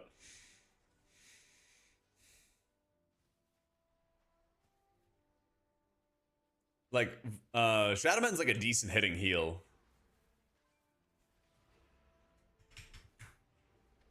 It's like a decent hitting heal, but it also costs a ton of mana. So if you're ever like spamming Shadowman, you're in like a very bad position. Higher eye level for the last 2 bosses on Mythic. Oh, interesting. Okay. I'm fine. Well, I'm fine with it because I'm in a Hall of Fame raiding guild, and you know I want my loot. But if you think about it, they're kind of buffing everybody's loot. You know, heroic raiders are getting mythic track loot out of their vaults. Your vaults can give you like coin rolls early on. So even if you're like playing an alt casually and you want to play it later, if you just like did some delves every week, you would get coin rolls, and then you could just spam a bunch of coin rolls there. So it kind of seems like they're buffing everybody, and that's kind of like the natural process for raiders. Of course, the big loser of it all is like M plus players and M plus mains that don't raid. But that is like a feature of what Blizzard is doing. Is like if you want to do high end PvE, they want you to raid. That just, I don't know, seems like part of their formula, you know? Well, they are making gearing a lot more free because they want people to like find enjoyment out of like pushing higher content and harder content for sure. Yeah.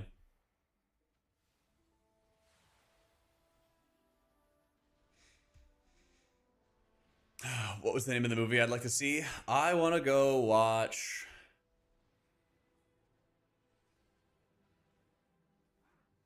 I'm just thinking about watching Altered Carbon season 1 again.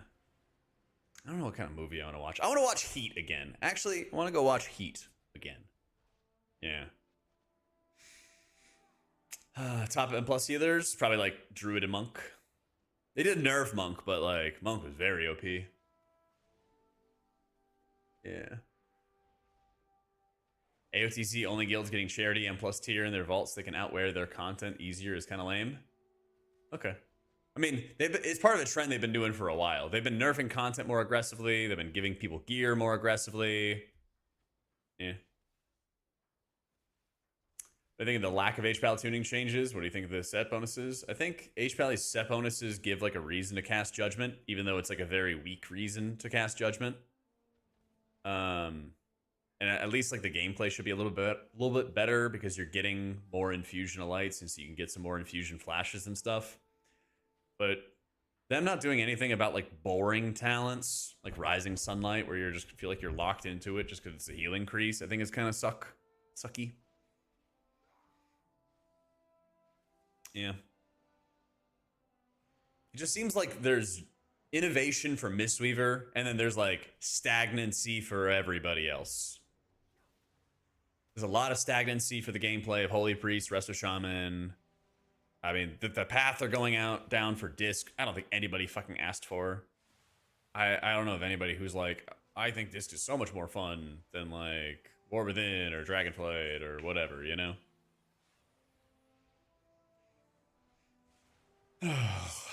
Yeah. It'll get Mythic, Pickle.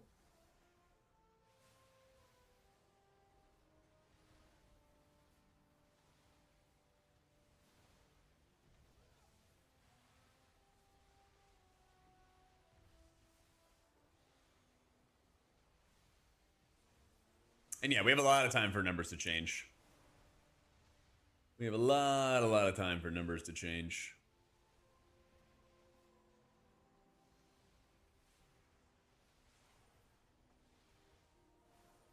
Keeping AOTC and Mythic Track loot's a bit of an outdated take. Yeah, it feels like people, if they can't like get good gear, then they honestly just kind of quit. They honestly just kind of quit pretty quick.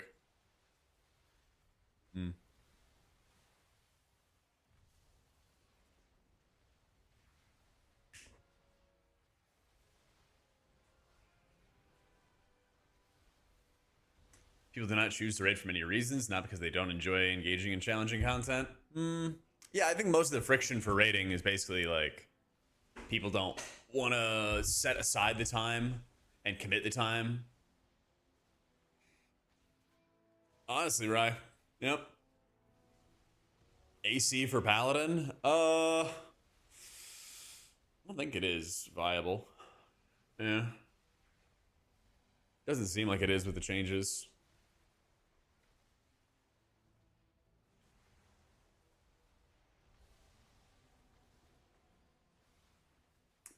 Didn't I have the chance to talk to devs this X-Pack or last with a couple other streamers? If given the chance again, would I bring up healer identity and stagnation versus innovation?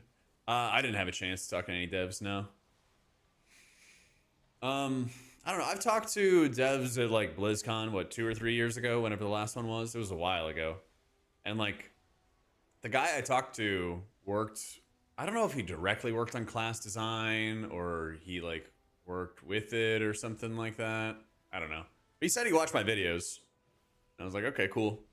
So my thought process is like, if I have something to like tell the devs, I'll just put it in a video, you know?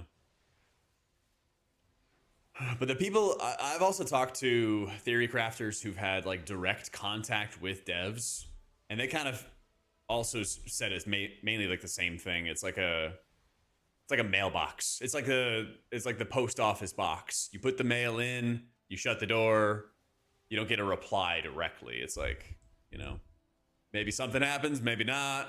You kind of just go on from there. I'm sure that there's some class devs who have like lots of direct contact and lots of direct talk, but they're definitely in like the minority. More often than not, they might like lurk in a stream. Hi Blizzard. You know, they'll watch a video or something like that, or they just do their own thing. I've also heard that too, where like they just have their own vision for something. They're just gonna do that, and like they make it happen. You know. Yeah.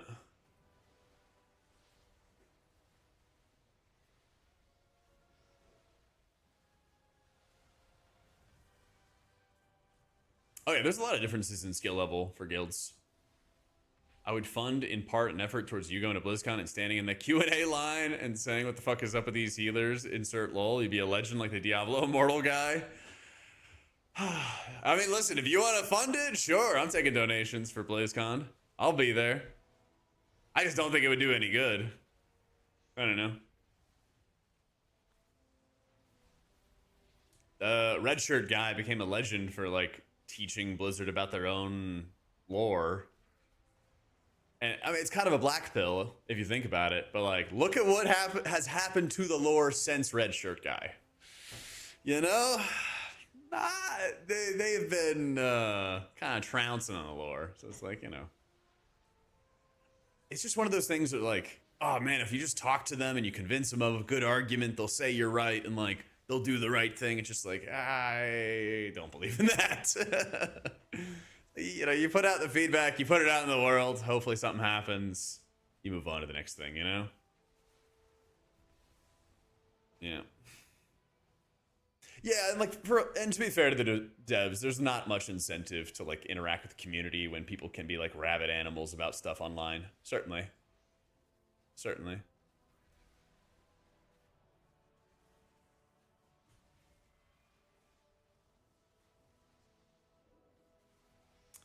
Not getting 9 of the 6 rare drops is not going to stop you from going to high end plus. You already weren't getting any mythic rare loot before. Now you can, but at 6 of 6. True.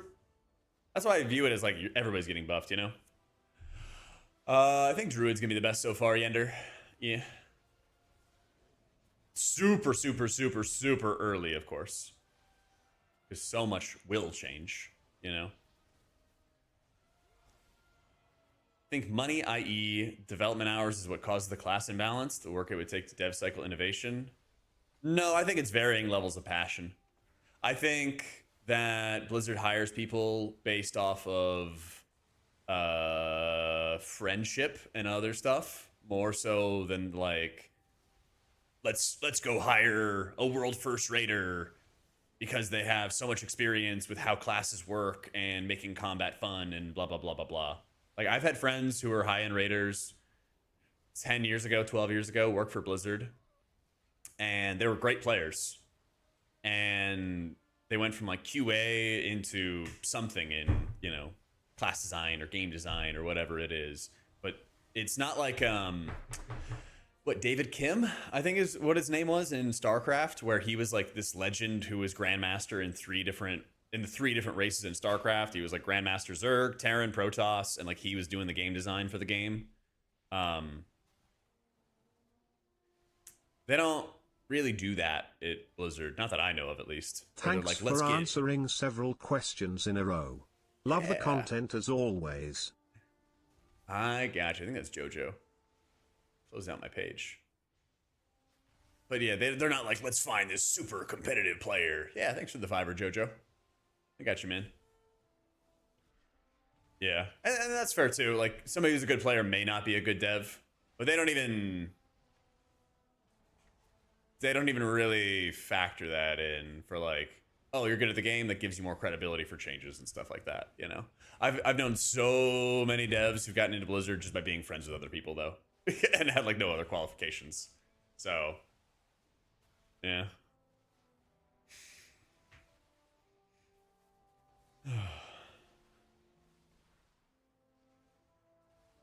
Or the tweet of what DK do I invite? Yeah, yeah. So, and that's the thing is like the extra like 9 to 6 mythic loot. Yes, it's gonna get an advantage to high end players, but it's not gonna stop most people from getting into higher keys unless they're doing 0.1%. And if you're doing the absolute 0.1% pinnacle stuff, you're probably good enough to mythic raid anyway. So. To be honest, to be fair, Blizzard's application process is long and in depth. You don't really get through it if you be shit at your job. We might agree to disagree on that one. We could agree to disagree on that one. I think taking a test or taking a process is quite different. I don't know. I don't think you could like read the quest text or the lore or these like basic storylines and be like, wow, they're like really good at their job. It's like a really big faux pas in the WoW community to like criticize the devs these days, or like call out like the working file, rank and file devs and stuff like that. But there's been some things that are just like, they're ridiculous. Come on, it's a AAA studio, and we're having some of like the cheesiest dialogue or cheesiest lore imaginable. That's just like ignoring things that have been established in the past. Like the lore people are so up in arms constantly. I love reading their threads about the shit that's been going down. It's not about being good enough, it's about wanting to do it. Yeah, that's the thing, is like some people like interacting with only one game mode, and I get that. Yeah. Right, but that's the thing, John, is like that's another like game developer thing where the game dev community is really hard pushback. So if somebody works in like marketing, they're a game dev, or they work in customer service, they're a game dev. So I'm just playing it by their rules. Can we blame the lore fans? The fans aren't the problem. The fans aren't the problem. I agree that you are correct, John. But I've seen it where people are like, oh yeah, you know, QA isn't devs or something, and then like the dev community was like, yes they are, we're all game devs, you know. So I'm using it as a catch-all term. Tier set's really good for both in different ways, in fact. So Void Weaver gets just more rift uptime, and what is it? By having more control over when you're proccing your Void Shields, you can set up your Void Shields before damage goes out and kind of soak up a bunch of damage, and that's kind of your ramp, is like you cover everybody in Void Shields. Yeah, I tested Mistweaver. Yeah. Penance doesn't really do a lot, even with the 20% buff. It's mainly for like making your Void Shield strong. Penance is still just kind of like a weak button. Always a bit of a dev shield, that's fair, but honestly, the majority of lower quality work mostly happens because of time pressure, and yeah, of course, some stuff is just bad work that happens. Like I said, we can always agree to disagree. Just not much different for Pally. Getting like more infusion procs is nice. It just seems like your gameplay is a little bit more active, which is kind of just the whole point. Which is kind of the whole point. Like, I think what bothers me a lot, Lithy, is if you just play multiple healers, you just see the difference in quality.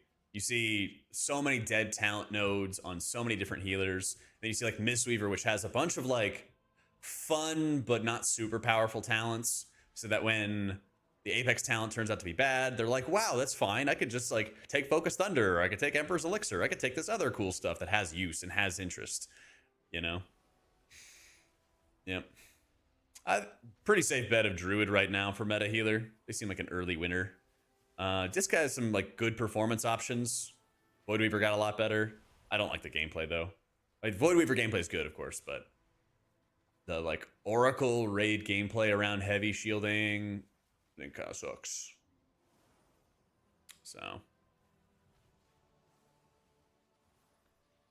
It seems kind of like a Void Weaver M plus Oracle raid angle. Oracle raid around like making really big void shields and lots of void shields before damage comes out.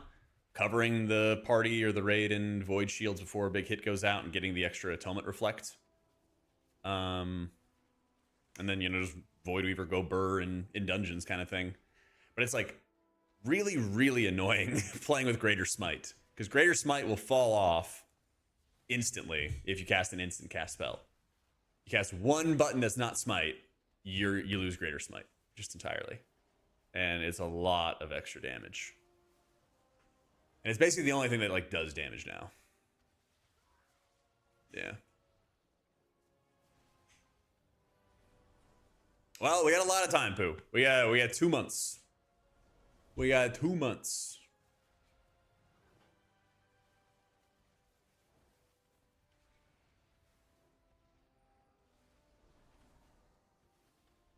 Yeah, that's the thing, Bubba, is like, imagine if Pally actually had other talents that were like fun and interesting to play with, you know? Yeah, I mean, I have no idea why the vision for Disc Priest is like big shields that also do the atonement healing for you. I got no idea.